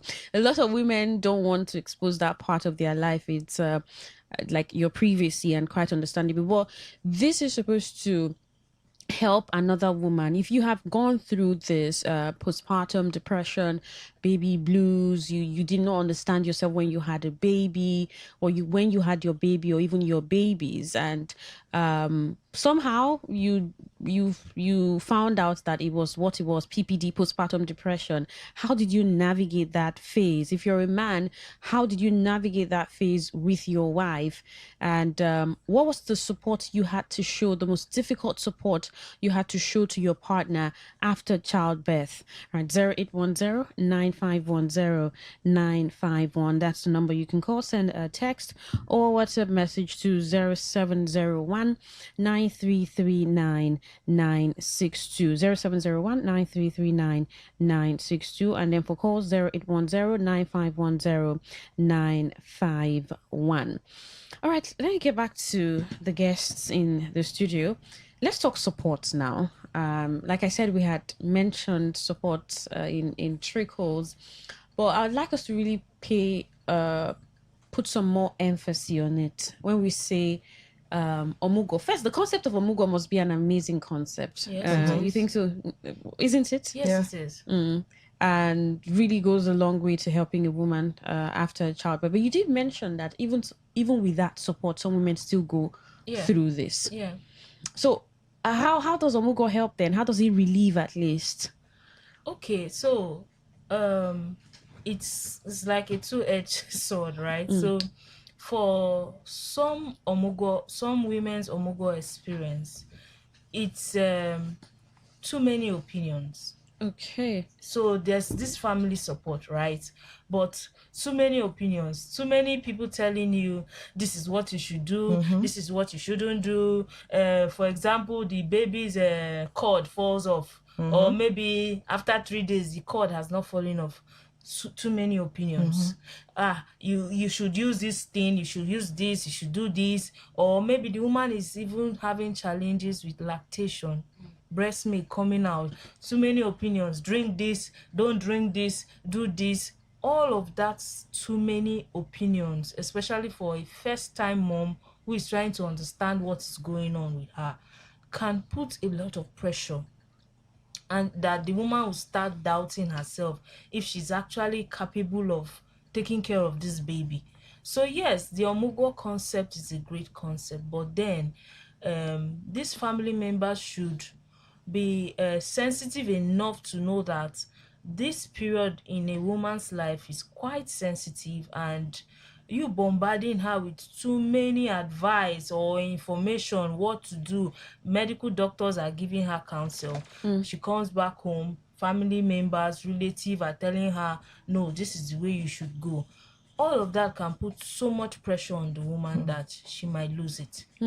So how does a woman manage all of this then? How does she manage all? Because it's sort of, we were talking about I think we're talking about maternal mortality. And was it maternal mortality, or there's a conversation we're having about women, and then we did talk about how women just okay, yes, it's maternal mortality. The fact that there's another woman who thinks she's had a baby this way, so it automatically works for you this way. So she tells you, oh, my mother's had 5, and my mother's had 5 children, is so experienced. So whatever my mother tells me, that's what I'm going to do. So if my mother says, never go to the hospital, I have somewhere I'm going to take you so you have your baby, leave hospital people. So that someone had talked about those cultural challenges as part of the issues contributing to maternal mortality. Women like to share their experiences. Women are very and I think they just do this from a place of empathy and trying to just and the supposed unionism that a lot of people think women don't have, but when it has to do with similar experiences, they tell you, oh, this is how it happened for me, this is how does a woman manage all those advice from different people, especially like you said, for a new mom who's possibly trying to understand herself? She just had a baby. How do I manage this baby? How do I manage myself? And then there's everybody telling her, put palm kernel here, don't put palm kernel oil here, leave the walnut to fall, leave it to fall, don't touch the baby's ear, and all of. How does she manage all of that and still be sane? So that's why for a woman, you should be armed with enough information. Okay. Because it's very important. It's your body, it's your baby, so that you are able to filter off what's important and what's not. Because if you are not privy to information, if you don't have the necessary information as a new mom, you would accept too many opinions, and that might even get the woman confused. So, dear woman, if you're listening, once you get pregnant, start getting information about how your body is changing, about what to expect when your baby comes in.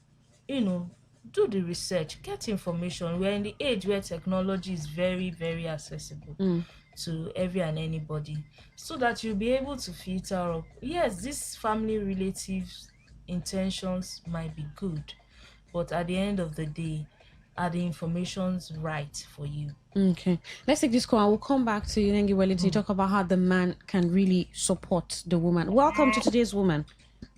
Yeah, thank you very much. Thank you. Welcome. My name is Reginald. I'm calling from Tekoche. Welcome, Reginald. I think having baby is sweet and joyful, but the challenges associated with it, especially when you are first time when your wife is giving birth for the first time, first experience, especially when there are complications, we know that it's not an easy something. I remember in 2000, when I had my first son, that comes with a lot of complications. That experience, I don't forget it easily. I was running from the General Hospital, Tomoko, to UPPH, to go and buy some drugs and injections and drip. I remember one of the occasions that even when I was crossing main road,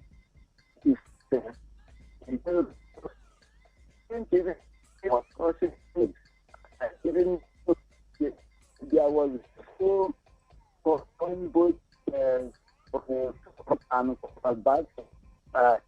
So have come and drive me and put me down in one of the shops, because of so many things that I was going through that, so that experience, imagine a new baby that doctor had to prescribe a particular drip, just a day old or 2 days old baby that you have to buy this drip, and you watch that the doctor put the drip in the head of that newborn baby. Oh, my dear, within the 2 weeks after the birth that both my wife and that my son was in the hospital, it was not an easy something for me. Such experience, anytime we are discussing about childbirth, how to support the woman, how to support everything, people should remember the man, because the man too, in some cases, is also going a lot. It's not an easy experience. Reginald, so, thank you very much. You have found a way to bring the conversation to men, to a man. You found a way to bring it. It's fine. Thank you so much for calling. All right. Let's talk about the male support thing in Wellington. How does a man really show up? I think sometimes some men may appear confused. They don't know what to do. Yeah. Sometimes they feel they are doing enough and it's not working, and they get frustrated.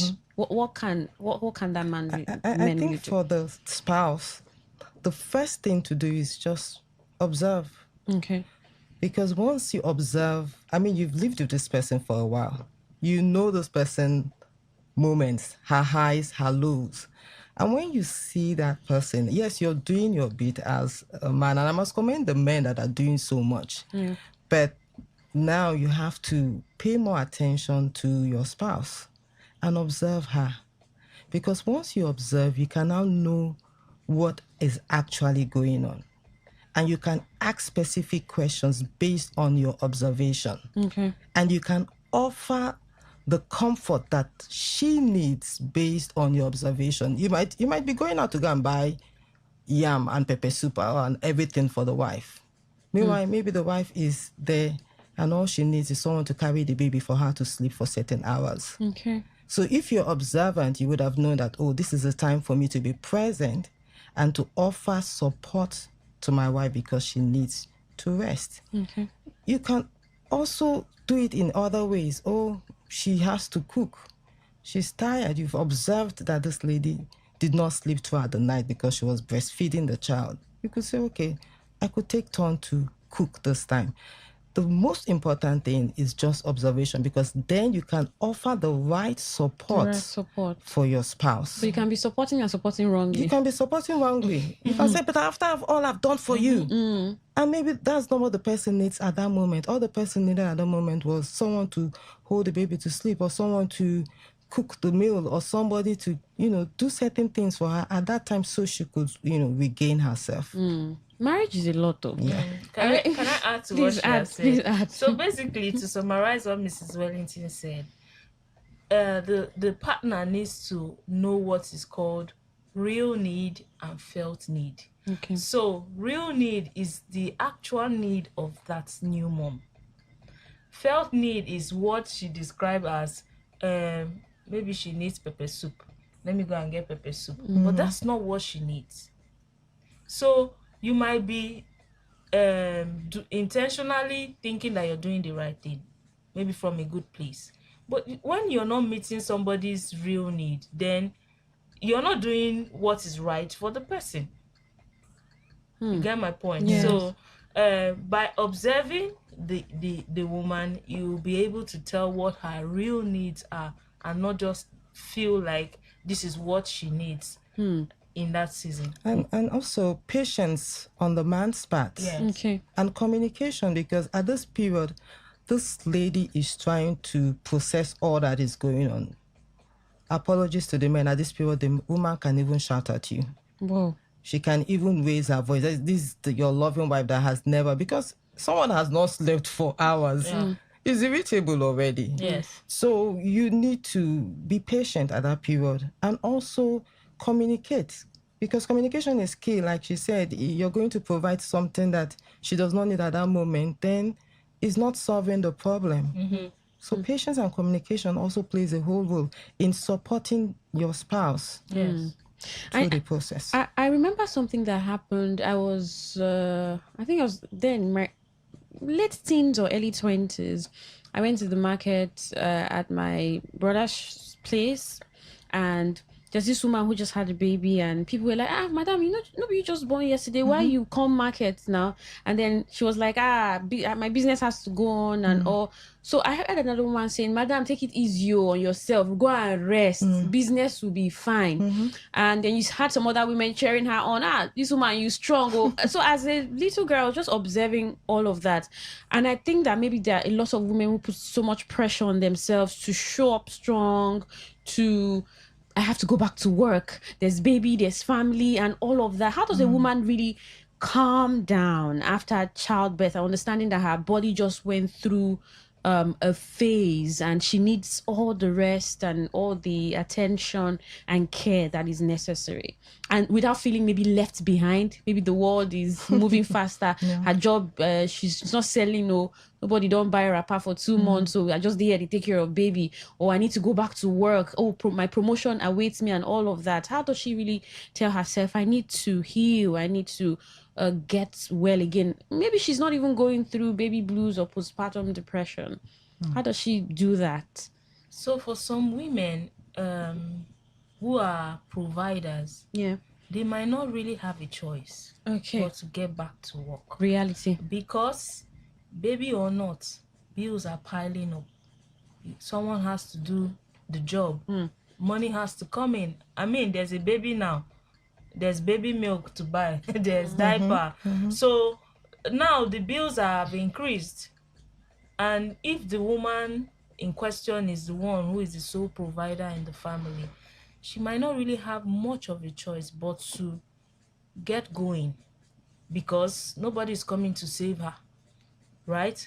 But at the same time, there should be a balance, right? Like you rightly said, her body had gone through a process, and her body also needs that time to recover through that process that the body has gone through. So apart from family support, the spousal support, the woman showing herself grace, are there other forms of support that the woman can get? Some organizations, or most organizations, are beginning to even extend maternity leave for women. Understand that they should just take some time to I hear in some medical organizations even up to 6 months or a year, and some 3 months depending. Are there other form of support a woman can get, a women group, or talk to older women? What other form of support can women there get? are various, like in those days, like in the earlier years when there was no mental health awareness, there were women that were able to cope through this postpartum stress because they were able to identify matured women in their environment that could offer that support, that could just listen to them and be empathic towards them and show just regarded them and listened to them. So that was one form of support that they had. In those days when we didn't have all this awareness, Christianity, spiritual support was another way we could deal with this, where we were hearing scriptures, pastors were encouraging people that you can do all things through Christ that strengthens you. And, such things helped women to process and go through that. And then, even clubs. Because like she said, mental health is not the absence of disease, right? But in spite of the challenges, you find that strength to keep, because it's in the activities that you're involved in that you find yourself breaking through the challenges. So there's so many ways, even up to now, like social groups.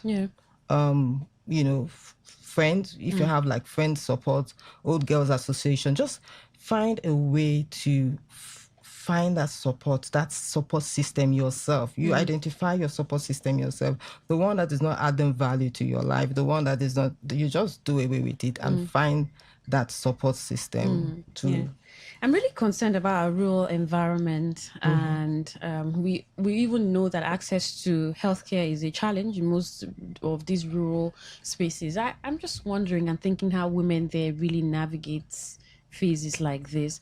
Today 95.1 FM quite a reach. I know that some women in rural areas that can hear us right now and are following through the conversation, but there's still a lot unreached. Do you think we may be able to really pass this message? And off the top of your head, what do you think government can do better when talking cases of mental health issues, especially postpartum depression for women? Well, that's why we have the social workers, right? Okay. So I don't know how effective that is in the rural area, but there are some non-governmental organizations that reach out to these particular sets of group of women, and right now, as we are bringing more attention to this issue at hand, I believe anyone who is listening and any mental health professional who is passionate about women could include psychoeducation like this as they go about their humanitarian work, whereby the grassroots can also be reached. They might not understand the big language postpartum depression, but if we come down to their level and explain it in a layman's term, where they can connect with what is going on, because postpartum depression is something that affects people, human beings, regardless of your class or your age or your societal status, right? So it cuts across every most economical status. So the people in the grassroots is where we need to reach more, because they are also affected. All right. One word for a woman, who's listening to you, who did not want to call, but possibly like, wow, thank God for this conversation. Or a woman who's gone through this and come out of it. Or a woman who's pregnant now and is like, oh, I hope this doesn't happen to me, right? One word to that woman, or just a way to conclude, something to say to that woman. Before you say that, let's take this call. All right. Welcome to today's woman. Queen, good evening. Yes, good evening. What's your name? Where are you calling from?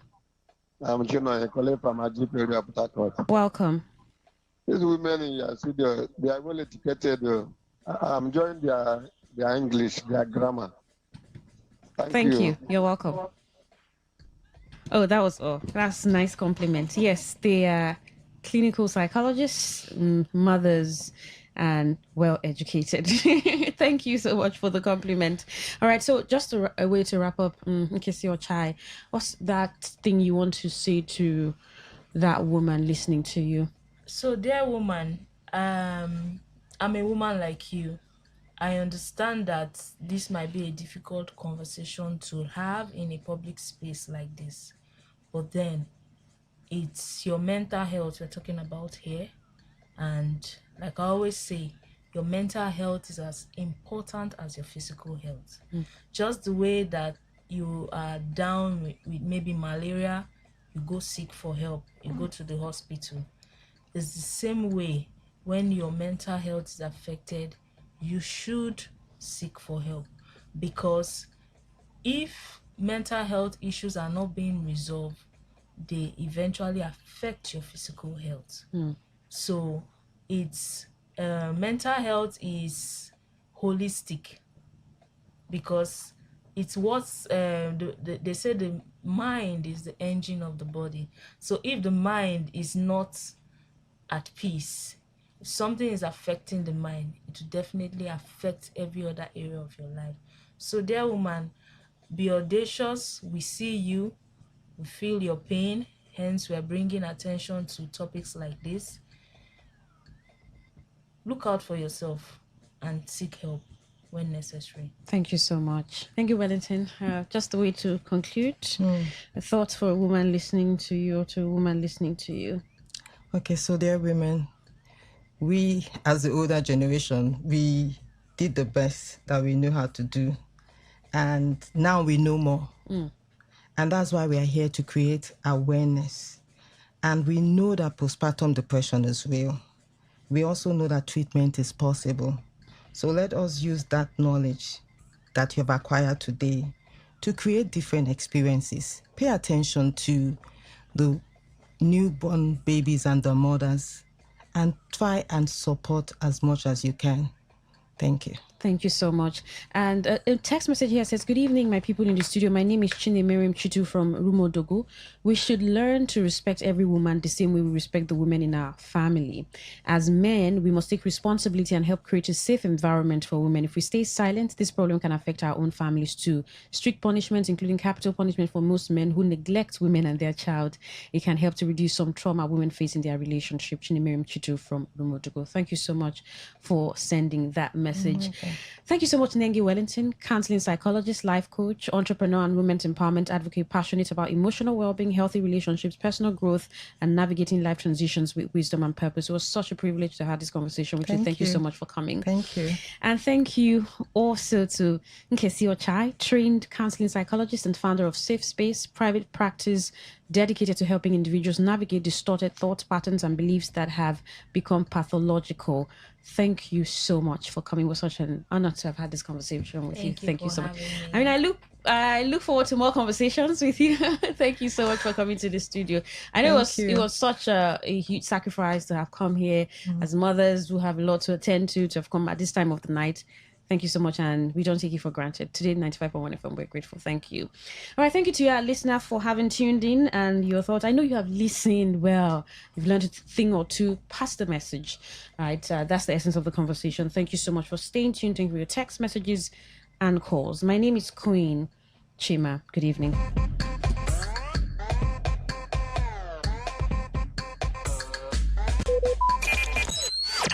Talk radio. I listen to a lot of talk radio.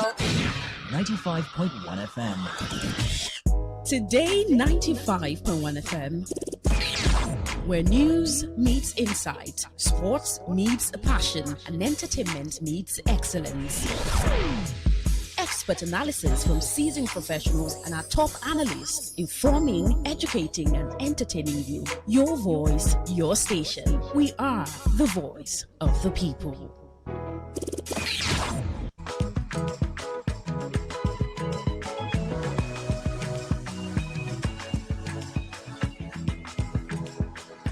Wow, it's another day and the final lap of this particular journey that we started on Wednesday.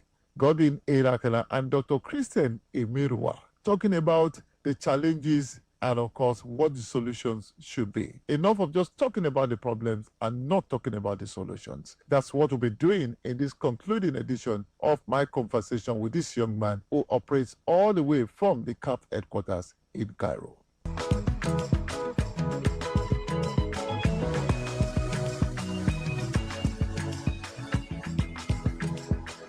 Dr. Chris Emerua, you also said we should use our tongues to count our teeth. You said, where do our talents come from? Number one question. Number two question, Who identifies them? Number 3 question, who develops these athletes? Number 4, where are the facilities for these athletes? And of course, where is the pathway? You didn't just stop there. Where is the investment in athletes? Where is the accountability? You end up by saying, where is the structure connecting grassroots and school sports to state programs, national federations, professional clubs, and ultimately elite performance? But we have the podium finish team at the National Sports Commission. Godi, I mean, everything I wrote there are things that anyone that wants to investigate them can go around their own locality. You don't need to travel. Go around your locality and identify where you can find a sporting field or a track or a pool if you're in the riverine area, and where you have an organized, structured program, either from local governments, sports councils, or from the states sports commissions or Ministry of Sports, or from the National Sports Commission, as it were, where you have coaches that are employed by states and local governments that are available to teach children how to play certain sports, and able to identify talents, organize competitions, follow up these talents until they become, good enough to be presented for local government competitions, state championship, and the national championship, which eventually makes them available and visible to be identified to represent national teams, national federations at the international levels. So let me tell you a story. Before my family joined me in Cairo, my son likes to play football. I had a house. I live in Abuja, and you'll be shocked. This boy wants to play football, but there was no place. I registered him in a so-called, what they call academy, because he was really disturbing, And one day I came back and I said, well, let me go and see this academy. It was a beer land, beer land, there was, and these children could get bruised, If I say this now, you will say, come on, we all played under sandy floors and what have you. But fast forward to when I brought him to Cairo, starting from his school, right? From his school. And then the academy that he's into it here, the sporting club as it's called here. You can't compare, So it's a whole lot to take in. But the truth is, we really do need to have a system in place. And people at the state level, at the local government level, at the national level needs to see this as a serious work that needs to be done. It cannot be left unattended if we want to continue to have sporting glories in the years to come. You did not spare the sports media. You said there's another constituency that cannot be exonerated from the present crisis in Nigerian sports, and you pointed at the sport media. What is the offense, Dr. Christian Emerua? Well, Godi, to be honest with you, the Nigerian sports media are a critical stakeholder in our sport ecosystem. And I also have had the opportunity to engage with the sporting media for a long time. I have very good friends from them, First and foremost, I think SWAN needs to actually fight for its members more than the way they are fighting for either administrators or what have you. They need to fight for their members because, to be honest with you, the sporting media are not well paid in Nigeria. That needs to be addressed. Because the truth is, I have told you, politicians have taken over our sports. So they exploit every opportunity they have. As they say, a hungry man is at the mercy of the man that is holding the bread. So you expect someone that is a journalist to report, to critique, to ask critical questions, right? But our administrators have understood the weaponization of, would I use the word poverty now? Because the media is not able to function because they are lacking. And I'm not using this as an excuse. I'm only being honest about my assessment. There are some of them, very few of them, that would love to do the job of a diligent journalist, but again, they are constrained to toe the line of some senior journalists that have, soiled their hands by becoming friends, and parties of this stake that we call our sport ecosystem by taking sides. They are either for or against one administrator at every given time. So we only have very few of them now that we can count that are able to, tell the story as it is. Whereas if they are able to hold systems accountable, administrators accountable, they will be contributing their own quota. But these days, when you open the pages, you will only be hearing stories about this administrator said this administrator said that, and then there's a division about who is supporting who. From every write-up, you will know which medium is supporting which administrator in Nigeria today. You just need to go through the various write-ups that are coming out, and then you know that this one is for this person, this one is for that person. So it's objective reportage cannot be possible if the sporting press is not, one, well paid, two, professional in the discharge of their duties. And this is where I think our Sport Writers Association of Nigeria needs to fight for its members to be well paid. Because I believe that if people get reasonable pay, then they should at least have the integrity to be able to do their job properly. But when you expose people to, to very poor conditions of service, then you expose them to the exploration of these creative administrators that have mastered the skills of divide and rule. And this is what we see, basically. So we don't see people talking more about the sport itself. We see people talking more about this administrator, that administrator, and this coach, that coach, So, and it's not hidden anymore. Formerly, it used to be done, tactically. Now it's clear. It's not hidden. People come up and say, this is my father, this is my Lord, this is my master, I can die for him, in the name of journalism. So I don't also spare them in the current state of our sports, I believe that journalists owe it as a duty, to call out those who are responsible in the management of our sports, and to question them, ask them very critical questions, find out, investigate what they're doing, with all the monies that is being released to them, and let them be accountable to the people. So this is why I did not exonerate them in my write-up as well. But again, I understand their challenge, and that's why I'm saying that I think one should be taking the battle to the employers to see how these sport journalists can be properly remunerated. And if you come back again, it takes us back again. The ecosystem is so destroyed because there's nothing to report, right? So the employer can tell you that, well, I would have paid if I had some things that I can report positively, that would attract adverts to my company, But again, if the ecosystem is not right, everybody is affected.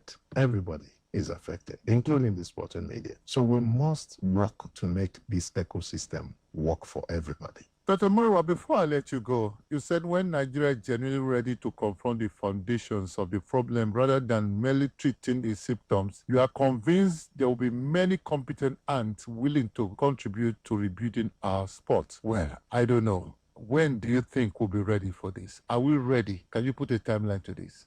Godi, let me take you back to 2004 when I was concluding my master's in administration and organization of physical education and sports at the University of Ibadan. And I asked the question to my professor then, Professor Awoshike, Yomi Awoshike. I said, what's the future for we young sports administrators? And Prof was quiet in the class for a while. And he looked like someone that was gazing into space, and then he looked at me and said, unfortunately, with what I'm saying, the future is not so bright with the way politics is getting into our sports ecosystem. This was in 2004. And I did say then within myself that, no, I'm going to prove Prof wrong that we can make Nigerian sport work. So when I graduated and started working within the system, I saw firsthand what is inside the system. I don't ever forget that conversation I had with my prof. So to answer your question, it will really take a determined leadership to change what we have as the current trajectory of our sports ecosystem. And this leadership that would come to make this change must not come because they want to be, on the front pages of newspapers. They must come because they really would want to dirty their hands and get things done. They mustn't come because they want to please everybody, because they are going to step on toes, and I mean toes that have terrible wounds. To fix the Nigerian sports ecosystem, you need, as we speak today, a serious backing from the authorities to say, hey, you need to do the needful, by ensuring that we come up with at least a clear sports policy for Nigeria. When we see the clear sports policy for Nigeria, then we talk about ensuring that our regulatory body, which is now the NSC, is fully, in tune with the law. That means it's fully backed. I know they are working on the legislation to updates whatever needs to be updated, that aspect. That's why I said initially that legislators also have a role to play. That aspect has to be taken care of. When every entity is functioning as prescribed by the law and people are guided by standard sport governance principles and protocols, then I would say that we are heading somewhere. But until then, we just have to watch and continue to hope that one day something would give way for something to happen. We can go on and on and on and on. At this juncture, I want to say thank you so very much. We've done this for 3 days, talking about Nigerian football, Nigerian sports, and everything you need to know about the problem and, of course, the solution. Thank you so much, Dr. Christian Emerua, and God bless you really good. Thank you very much, Godi, and it's always a pleasure to speak about the Nigerian sports and Nigerian sporting system with you. Thank you so much, Dr. Christian Emerua. Like I said, we can go on and on and on. But like they say, there's always a time to sit back, relax, and think about how we got here and how to get out of this quagmire that we found ourselves. My name is Godwin Enakna. Global Sports Update will return on Monday by the special grace of God. Don't forget to keep praying for Nigeria. Thank you again, Dr. Christian Emerua. Let's keep praying for our dear nation, Nigeria. God bless Nigeria.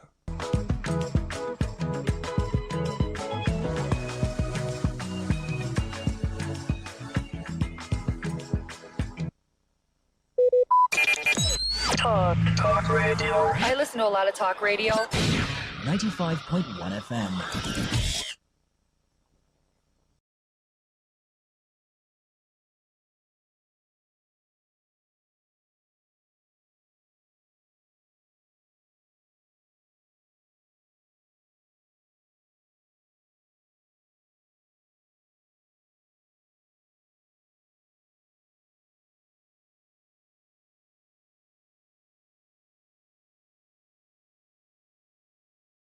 Talk radio. I listen to a lot of talk radio. 95.1 FM.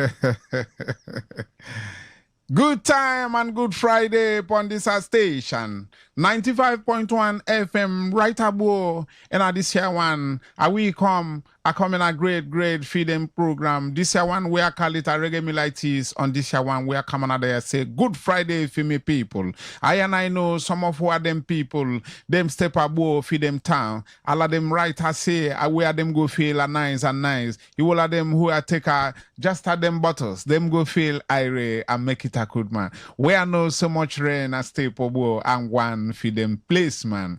Them weather, some for them say, them thing no good for them aerial because, you know, wolfy people, them enjoy them thing beer every a time them weather get hot. But today, at this period, you know, just send the rain to make it everything. He say everything in life I have season and time. This one I be a season for them rainfall. And we say special thanks, all them greetings, Jah mind, you know, concrete line of Judah, you know.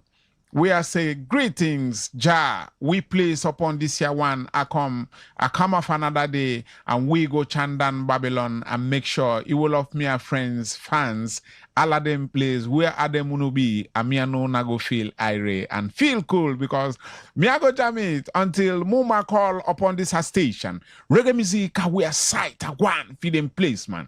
Me brethrens, all me fans, Ogoni, you know. All them place, Moma, Saitabo, all them place, Calabare, Uzoba, name it. You all of them, Mobogoro, Romo Parale, Romo Mansi, all them people upon Borokri, we are say welcome today because a special one, you know, we must say when me I come back from this first section, me I go tell you what we are going to talking about today. So you are jam it and feel Iremi brethren. Big up.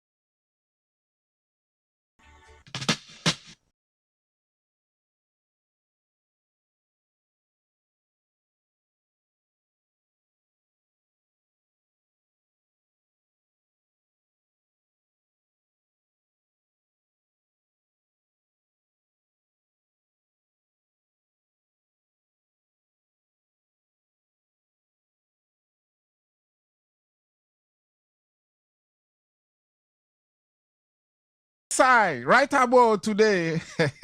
Me I tell ya, we lost one of our reggae artists. The man them called Fantan Moja, all the way in Jamaica. We are say a big artist. We say Fantan Moja.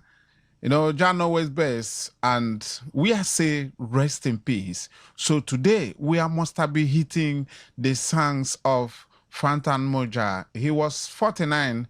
As we are step above, we must tell him biography on this station. This is 95.1 FM. This is a program we are calling Reggae Milites.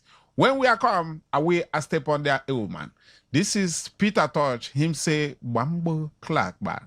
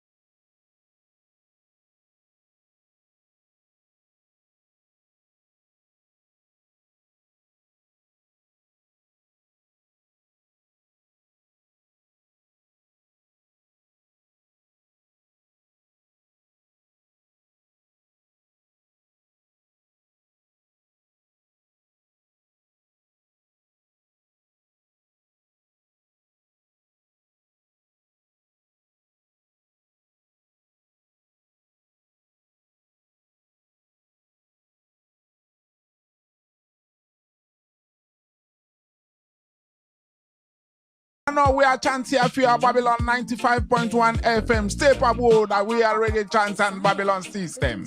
Big up.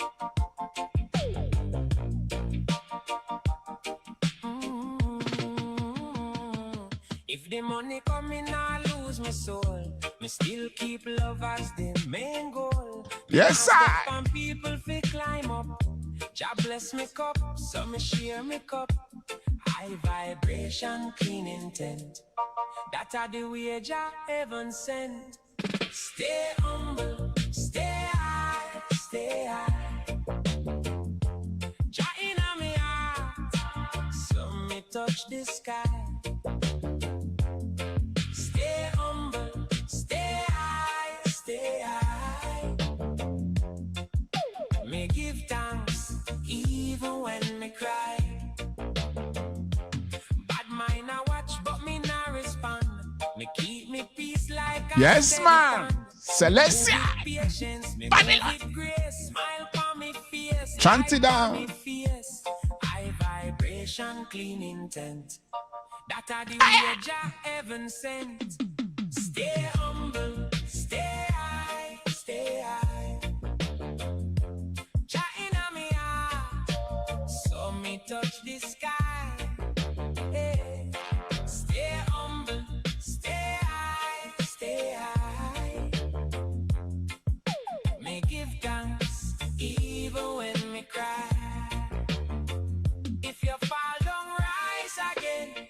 Jah love wash away the pain. Hold your fear, don't ask why.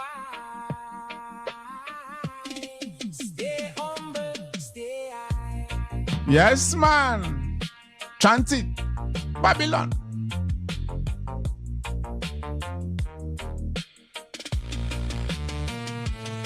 Stay humble, stay high, stay high. Zion, producer. Jah inna me heart, so me touch the sky.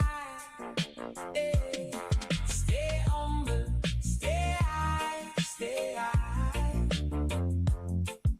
Me give thanks even when me cry. Stay humble, stay high.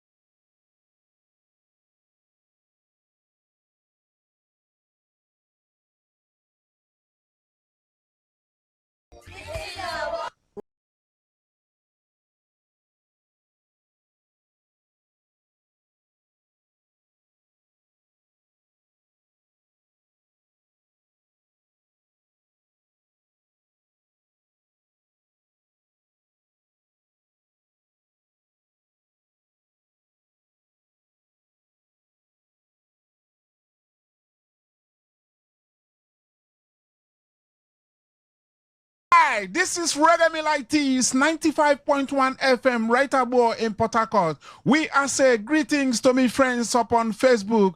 Me aside them, the man them call George Edit. Greetings, the man them call Ibunumi West, site here upon this station. The man them call Oruda Funk. Babylon, me fans, you will have them gather here upon Facebook. Me I say special thanks, and me hear what you say. Georgia say, could it be played? Pato ranking. All the way. Babylon, we say today, another day I come in this month. And me I tell you, we are us, Reggae Milites, the man them call Fantan Moja. Fantan Moja, him just died, about 14th July. That's when we lost Fantan Moja. So right about now, from this year time, we are step up forward. All we have here is Fantan Moja music. You might not know him by name, but may I tell you, when you hear him tracks, you know the man me are talking about. Rest in peace, Fantan Moja. We fans, all of new Reggae Milites Reggae World, we I love ya. We as a special thanks to Jah. Him give it and him take it. Fantan Moja, we I love ya. Sight here when we are step up on Zion and Jago bless ya. Wow. Natural love. This year wanna come from Fantan Moja. Moja, rest in peace. Jah love ya. When the time get cold, I need someone to hold. When the time get cold, my baby takes full control. When the time get cold, I need someone to have and to hold. When the time get cold, baby, come cuddle me. You are my pretty boo, you are my sexy baby. Get married in Dubai, you are my first lady. The love we have so bright, it's never shady. And when you give me loving, don't it drive me crazy. You are the one, with you I belong. My right when I'm wrong, you keep it strong. Time get cold, I need someone to hold. When the time get cold, my baby takes full control. When the time get cold, I need someone to have and to hold. When the time get cold, baby, come cuddle me. I'm on door, my phone kept ringing off. My baby is on the line.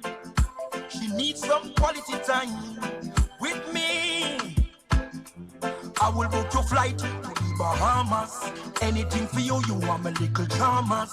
You in a lingerie, I'm in a pajamas. Be ready for me, daughter. When the time get cold, I need someone to hold. When the time get cold, my baby takes full control. When the time get cold,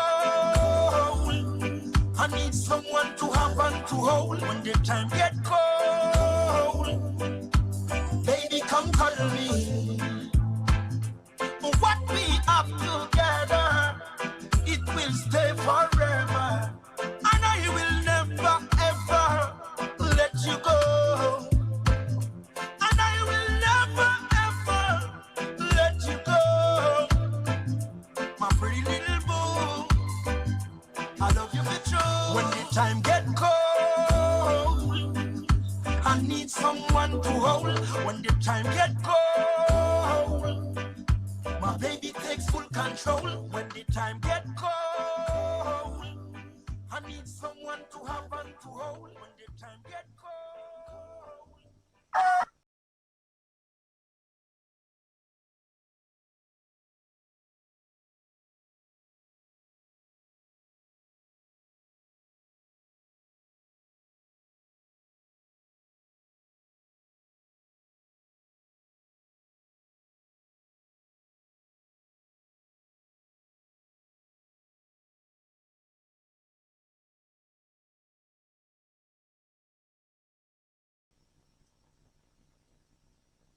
I know, one thing you must know is nobody live forever, even Methuselah, him never live forever.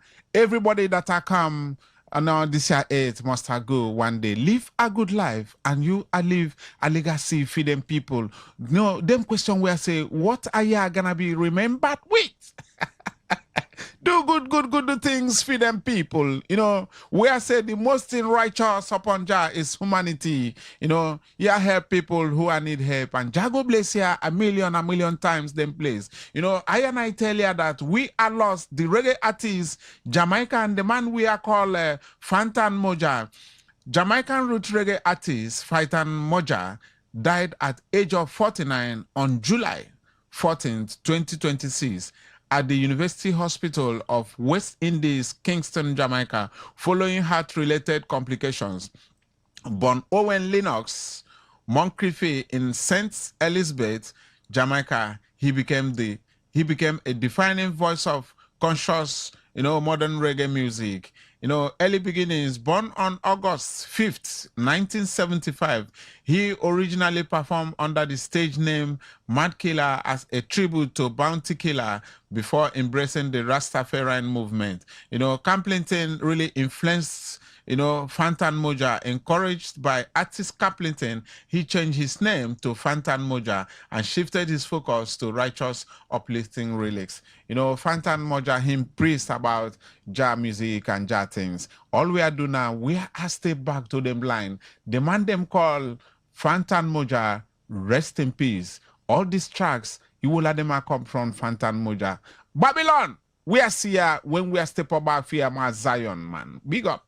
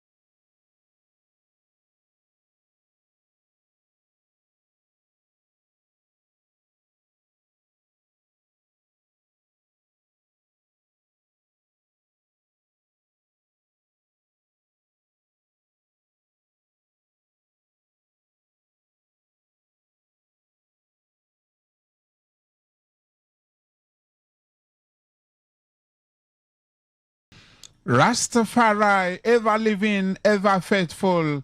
Jah people upon this here surface of earth. We are no Rasta man, him no look for no trouble, and nobody look for trouble because trouble thing are them no good. You know, we I say, you know, to all of them who are who are lost them loved ones, you know, we are say, Jago bless, Jago guide them, feed them Zion. This is Fantan Moja, you know. Greetings to me, brethren. The man who has citing music play, you know, we are last fast and Moja and Jah blessings. Thanks and praises right and all from Fantan Moja.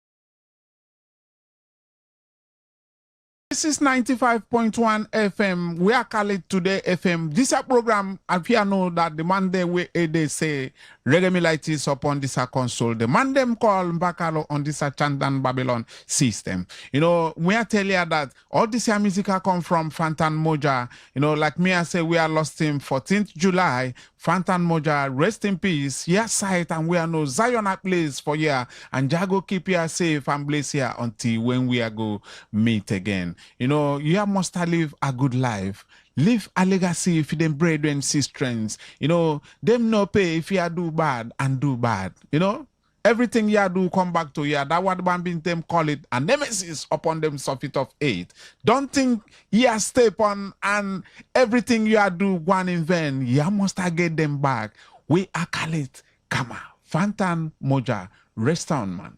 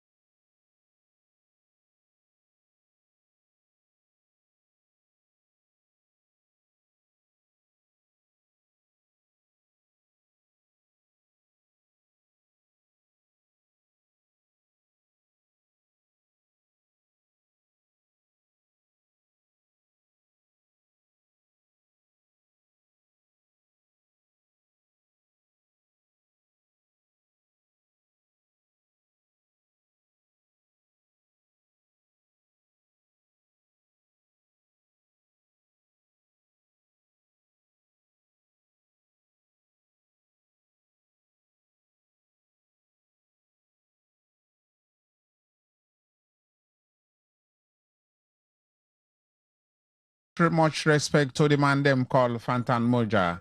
And we have a few minutes when we are go coming and fear them phone lines. And just a little time, I want to tell you the number you are go call and you are follow up for them program. Me I go tell you what one be one. Right now in this station, 95.1 FM Today FM, Reggae Militi Sadisa program. The number you are go call is 081 0951 0951. Me I call it again 081 095 10951. This I wanna be a station number you are go call feel relate and tell few of them people. In case you know if you call, me I go give you them WhatsApp line and this a line I will call it 0701 933 9962. This one WhatsApp line. Tell us something on WhatsApp. Tell us something. And you know this program at one, 070 1933 9962. Me I call it again 0701 933 9962. The number you are go call online 081 0951 0951. Step above and we are say Babylon.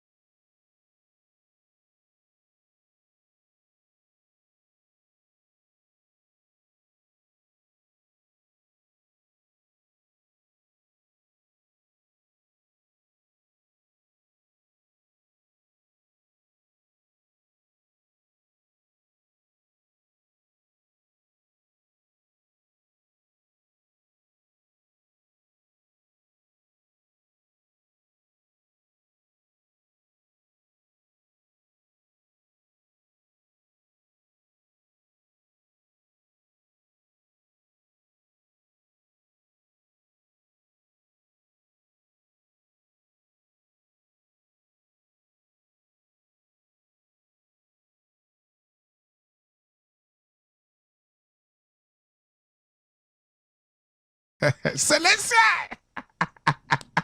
Yes, man. People are boost up this line. And them want hear what the root man Jago say. The man them call Bakalo on this. Hello.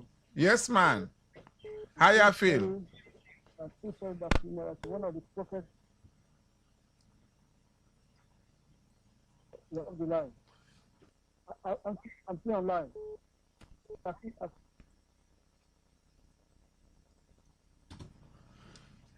Yes, root man. Hello? Are you hearing me? Yes, man. I hear you, man. Child. Tell I something. Okay. To hear that one of the prophets of Jah is gone. Yes, I, Fantan Moja. It's sorrowful to hear that prophets are gone.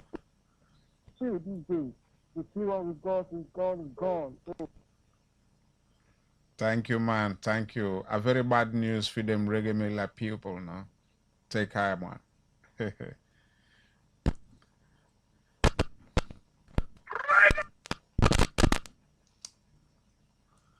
Hello. Yes, man. Yeah, man. How you feel? Reggae, man. Me, I know you feel irate. I see irate things, man. Yes, sir. Yes, sir. That means they might call Barry Digia down the radio, government. Me, I know you, man. Me, I know. Your voice is special. Yes, I.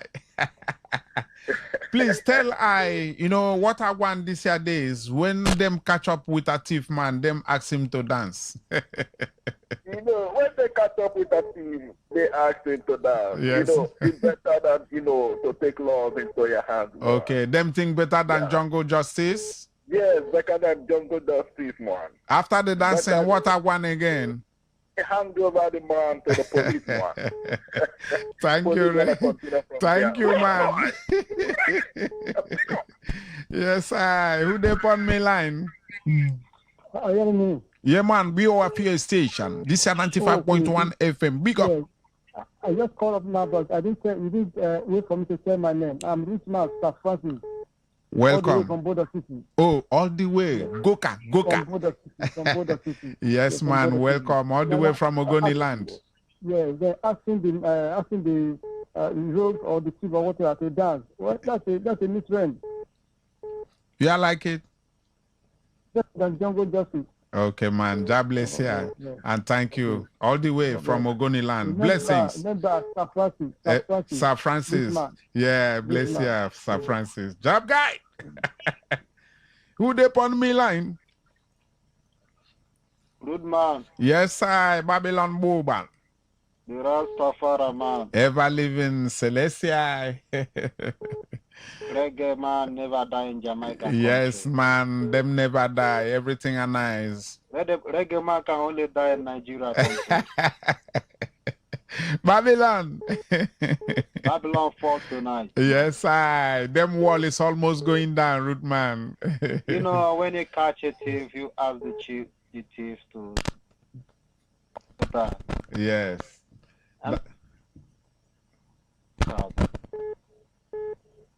Good man. Yes, man. Do you understand what I mean? Yes, I get you, man. I say when you catch the thief, you ask the thief to dance. Yes, that is the new trend. Dance, you take the man to the law. So them think better than jungle justice? Better than jungle justice. Thank you, man. And Jago bless you. Blessings. God bless. Yeah, man. Who they on me line? Hello. Yes, man. Welcome. Yes, sir. God blessings. Yeah. Reggae minister of our time. Ever living. Babylon. Listen to this. Okay, man. The Pharisees are far away from justice. Yes, sir. No any Babylonian can inherit the kingdom of Zion. Yes, man. Yeah, man. Instead of jungle justice, it's better for them to dance. It's better for them to dance. Yes, it's better for them to face the consequences. You are ashamed of themselves. So that next time,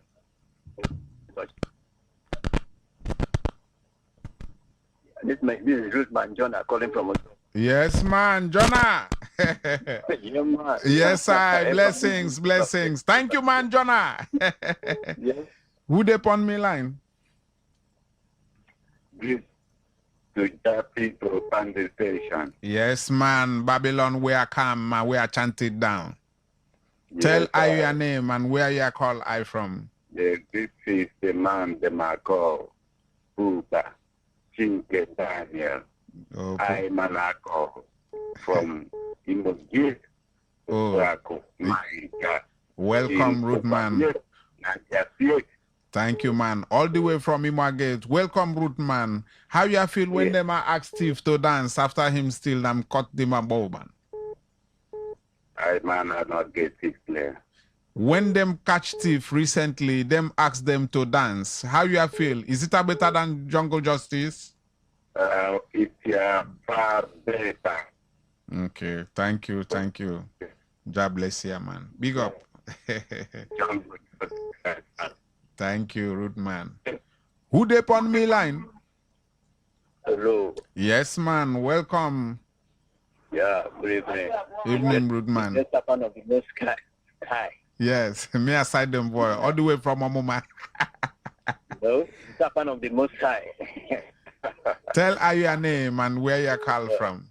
This is the man, Sonny, calling from Romasi, the uplifting gate of Grand Patron. Oh, Sonny man. We are welcome. Welcome. Once a time, I and I live in Romasi, and me are no Grand Patron, but very unfortunate. You know, blessed memory, him late, and Grand Patron, rest in peace in Zion. Welcome, man. Yeah, but thank you. This man, Jonah. Jonah, welcome, man. God bless you. Yeah, man. Yes, this guy just remind I of Grand Patron Rasman Dixon Edu, all the way in Romomase, but very unfortunate, blessed memory. And we are say, Jah give it and Jah take it. You know, when things are going this way, we must live a very good life.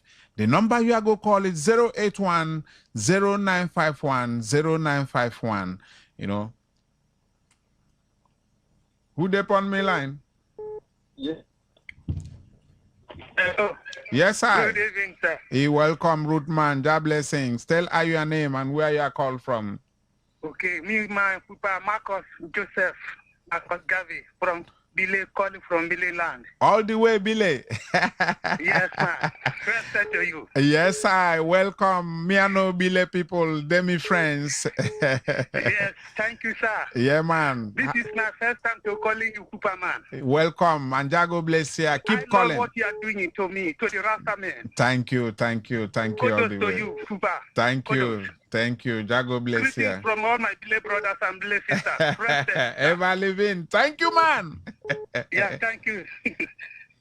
Yes, me want to use this opportunity and tell you, the man them call, you know, Sonny Okocha, all the way from, you know, Choba right abo, him lost him mom.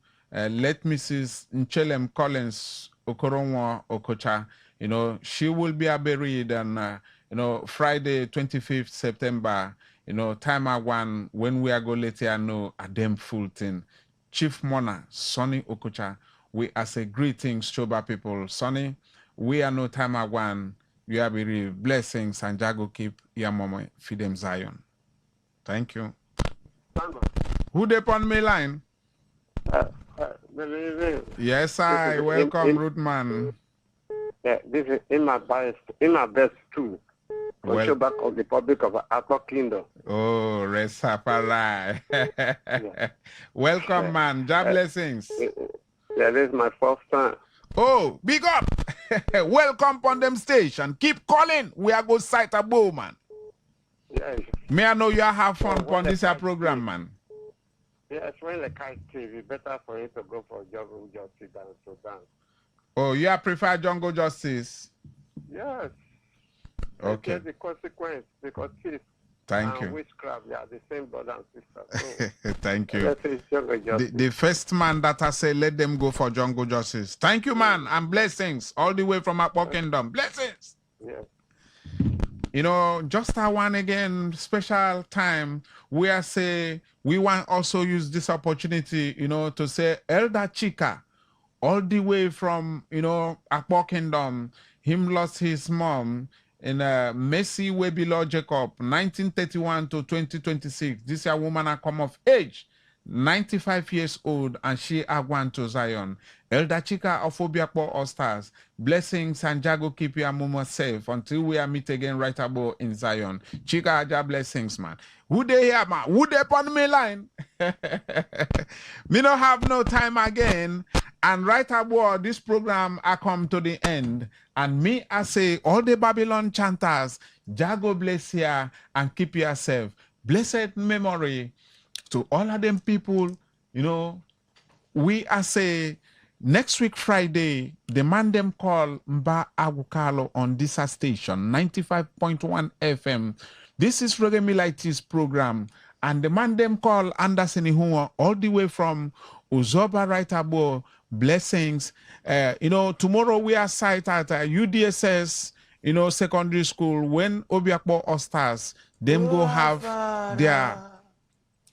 have their training section. It will offer them members away aside. This one come from the man them called Alex Ihekweme, the chairman of Obiakpo Ostars. Greetings for you all. Me are not forgetting the man them call 007 Joseph Ambassador Cole. Greetings and Jago keep you safe and make a blessing. The man them call Bakare. Bakaye. Blessed. Belated birthday, man. Jago bless you and keep yourself. Next week when me I come, me I tell you more and more things. The man them call Gordon. Omunakwe 1830 MD, we are say greetings on this station and Jago bless ya iwola them. Next week, if you know hear your name, next week we are come aboard and wait for I. Blessed memory, Fantan Moja, rest in peace. Thank you, man.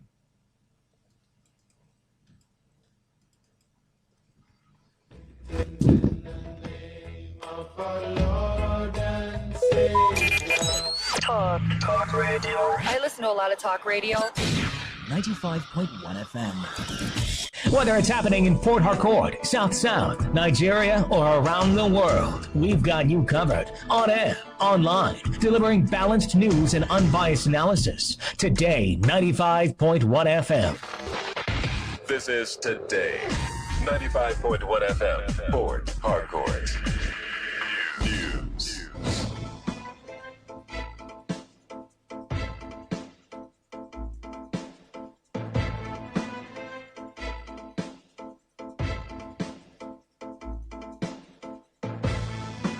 It's the 21st of August 2026. Good evening and welcome to your premium talk radio, Today 95.1 FM World News, Port Harcourt. My name is Queen Chima.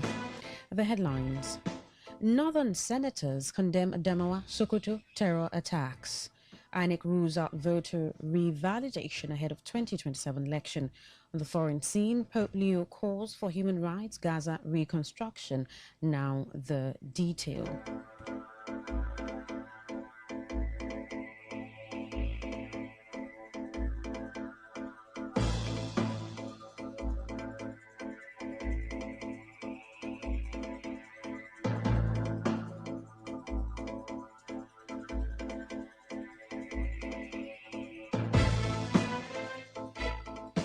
The Northern Senators Forum has condemned the recent terrorist attacks in Adamawa and Sokoto State that claimed more than 36 lives. In a statement by its chairman, Senator Abdulaziz Yari, the forum said suspected Boko Haram insurgents attacked Gaya community in Hung, local government area of Adamawa State on Monday night, killing 8 people, including a police inspector, and burning 2 houses.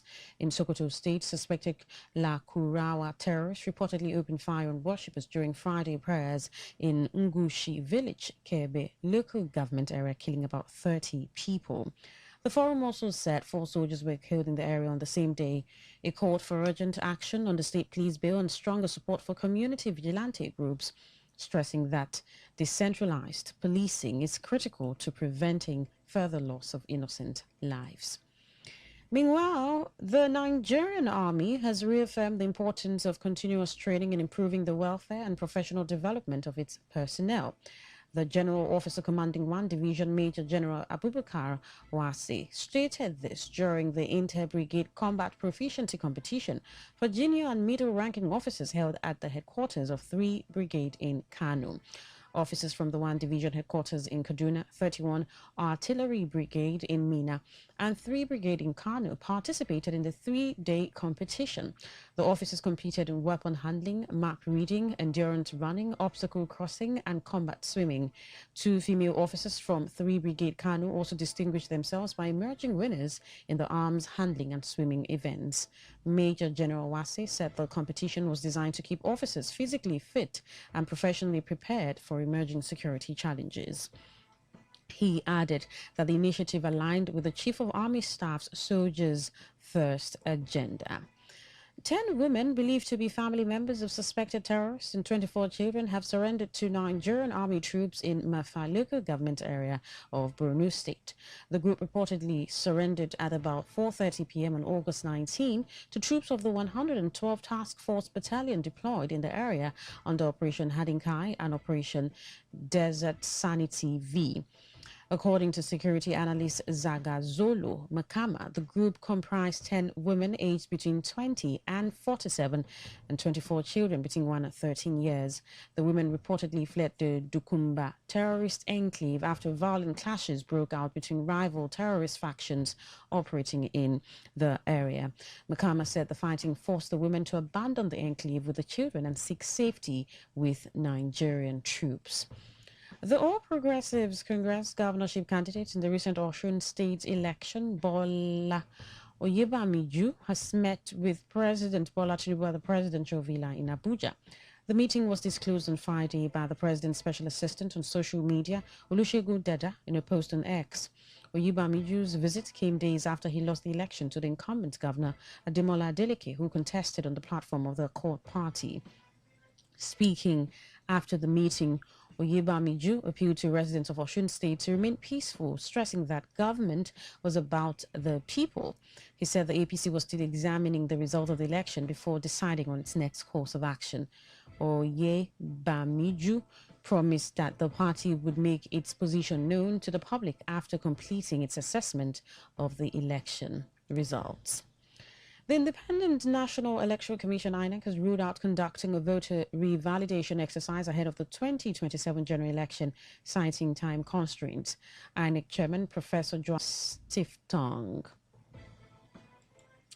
The African Democratic Congress (ADC) has explained why its presidential candidate Atiku Abubakar did not attend the signing of the National Peace Accord. The party's National Publicity Secretary, Bolaji Abdullahi, said the decision was intended to protest what the party described as the failure of the peace process to effectively respond to electoral violence. Abdullahi said the ADC deliberately stayed away from the ceremony because similar peace agreements had been signed during previous election cycles without sufficient action when political violence occurred. He argued that the National Peace Committee should do more than bring political candidates together to sign agreements ahead of elections. The ADC spokesman specifically cited the violence surrounding the recent Osun State governorship election, alleging that the committee failed to respond publicly to comments by Senator Francis Fadunsi, which, according to him, could encourage violence. Abdullahi said the boycott was intended to pressure the committee to make the peace process more effective and hold political actors accountable for inflammatory statements and actions. You're listening to the World News on Today 95.1 FM, Voice of the People. After the break, more news and foreign stories. Do stay with us. Every day, every hour, when the big stories break, depend on our 24-hour news team to bring you the latest. Today 95.1 FM.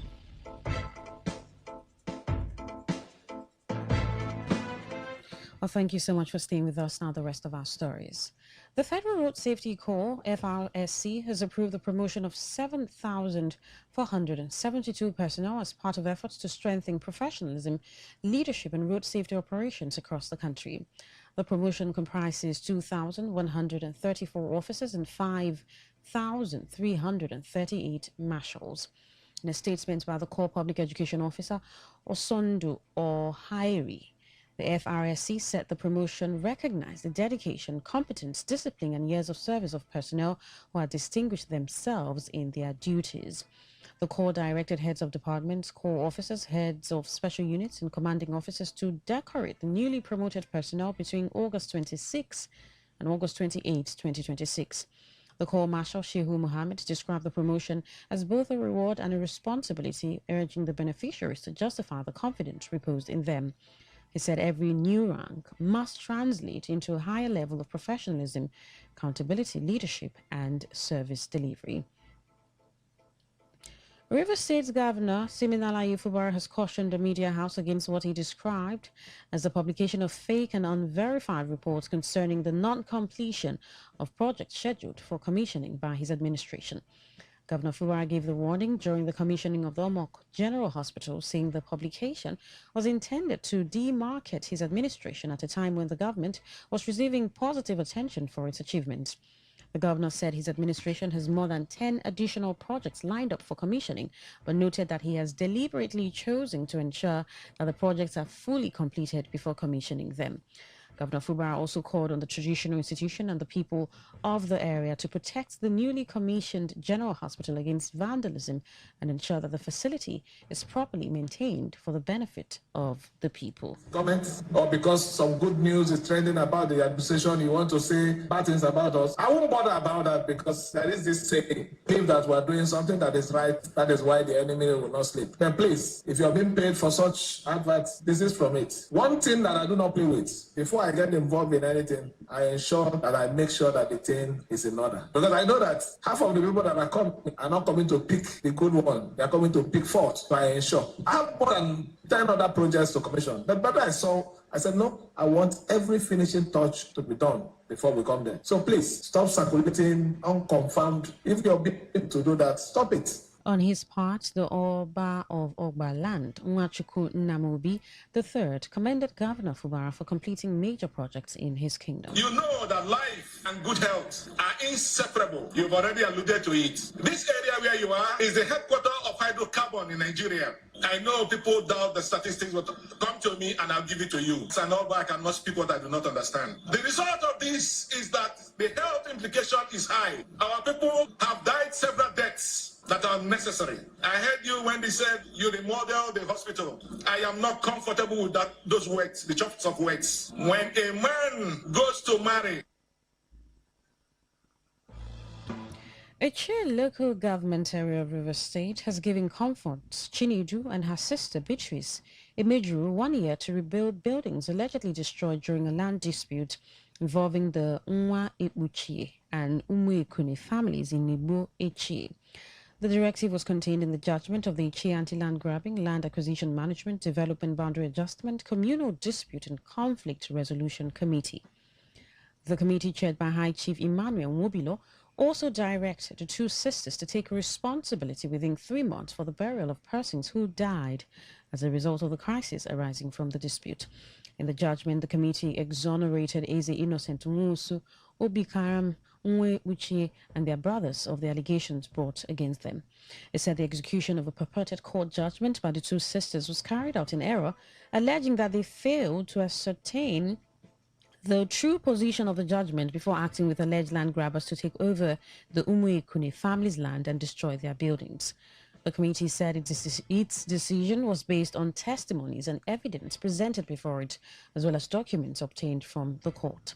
It warned individuals dealing with the two sisters over the Umuekune family's land in Igbo Kingdom to steer clear and allow Eze Innocent Nwusu and his brothers to take possession of their inheritance.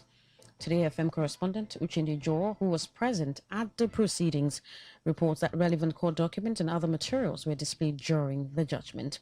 The committee further warned that failure to comply with its directives could attract further unfavorable recommendations or legal action.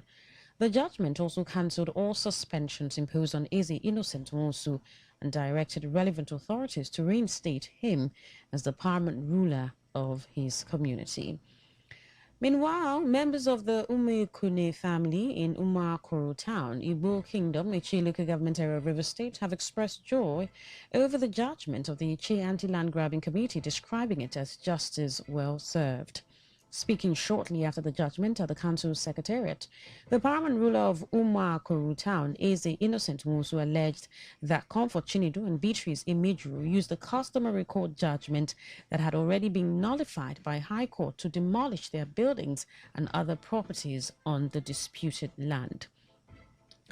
Eze Musu said several people had died, while many others had been rendered homeless as a result of the dispute. He also alleged that some persons were facing illegal murder trials before a River State High Court in connection with the crisis.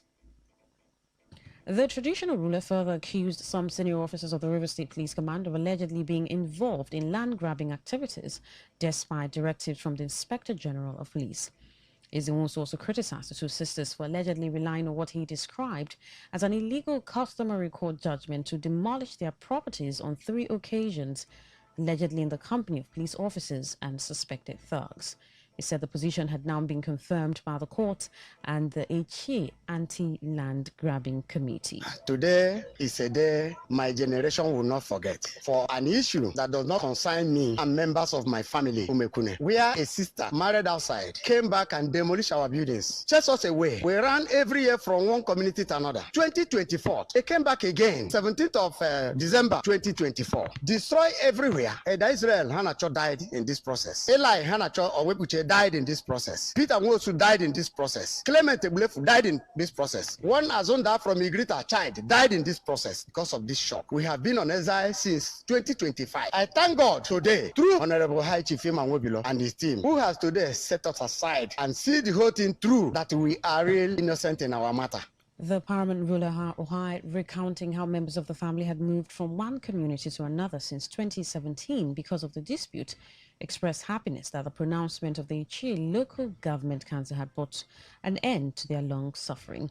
Eze also commended the Anti-Land Grabbing Committee for what he described as a fair and decisive judgment. We are not party. In Omakoro, there is nothing like Nwebuche family in Omakoro, which they claim in customary court. What we have in customary court and what we have in the history of Eche. As the paramount ruler of Omakoro land, we have 5 more families that made up the community. They went and get that purported name, went to get their judgment within their brothers, about 4 of them or 5 of them. They won in customary court. Instead of executing those people their property, they went into Umekune larger home and destroyed our buildings with their land grabbers who claim to have power in Abuja. They own IG.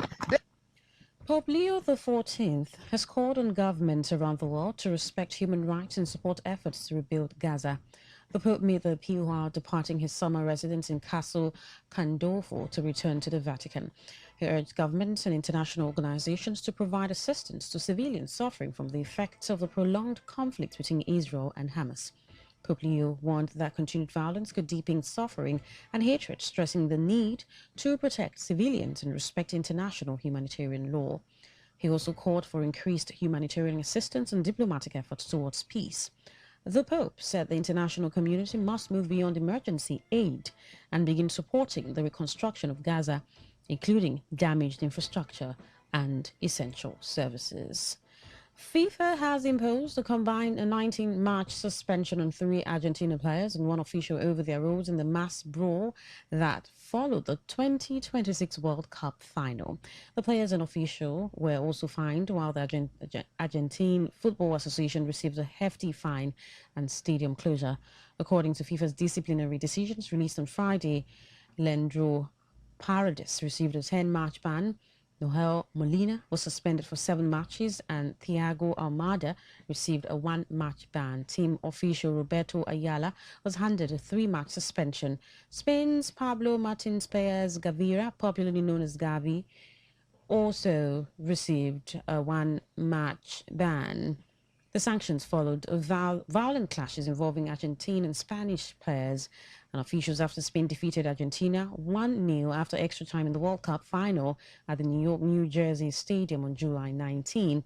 Paredes and Molina were each fined $90,000, while Gavi, Almada, and Ayala received fines of $30,000 each.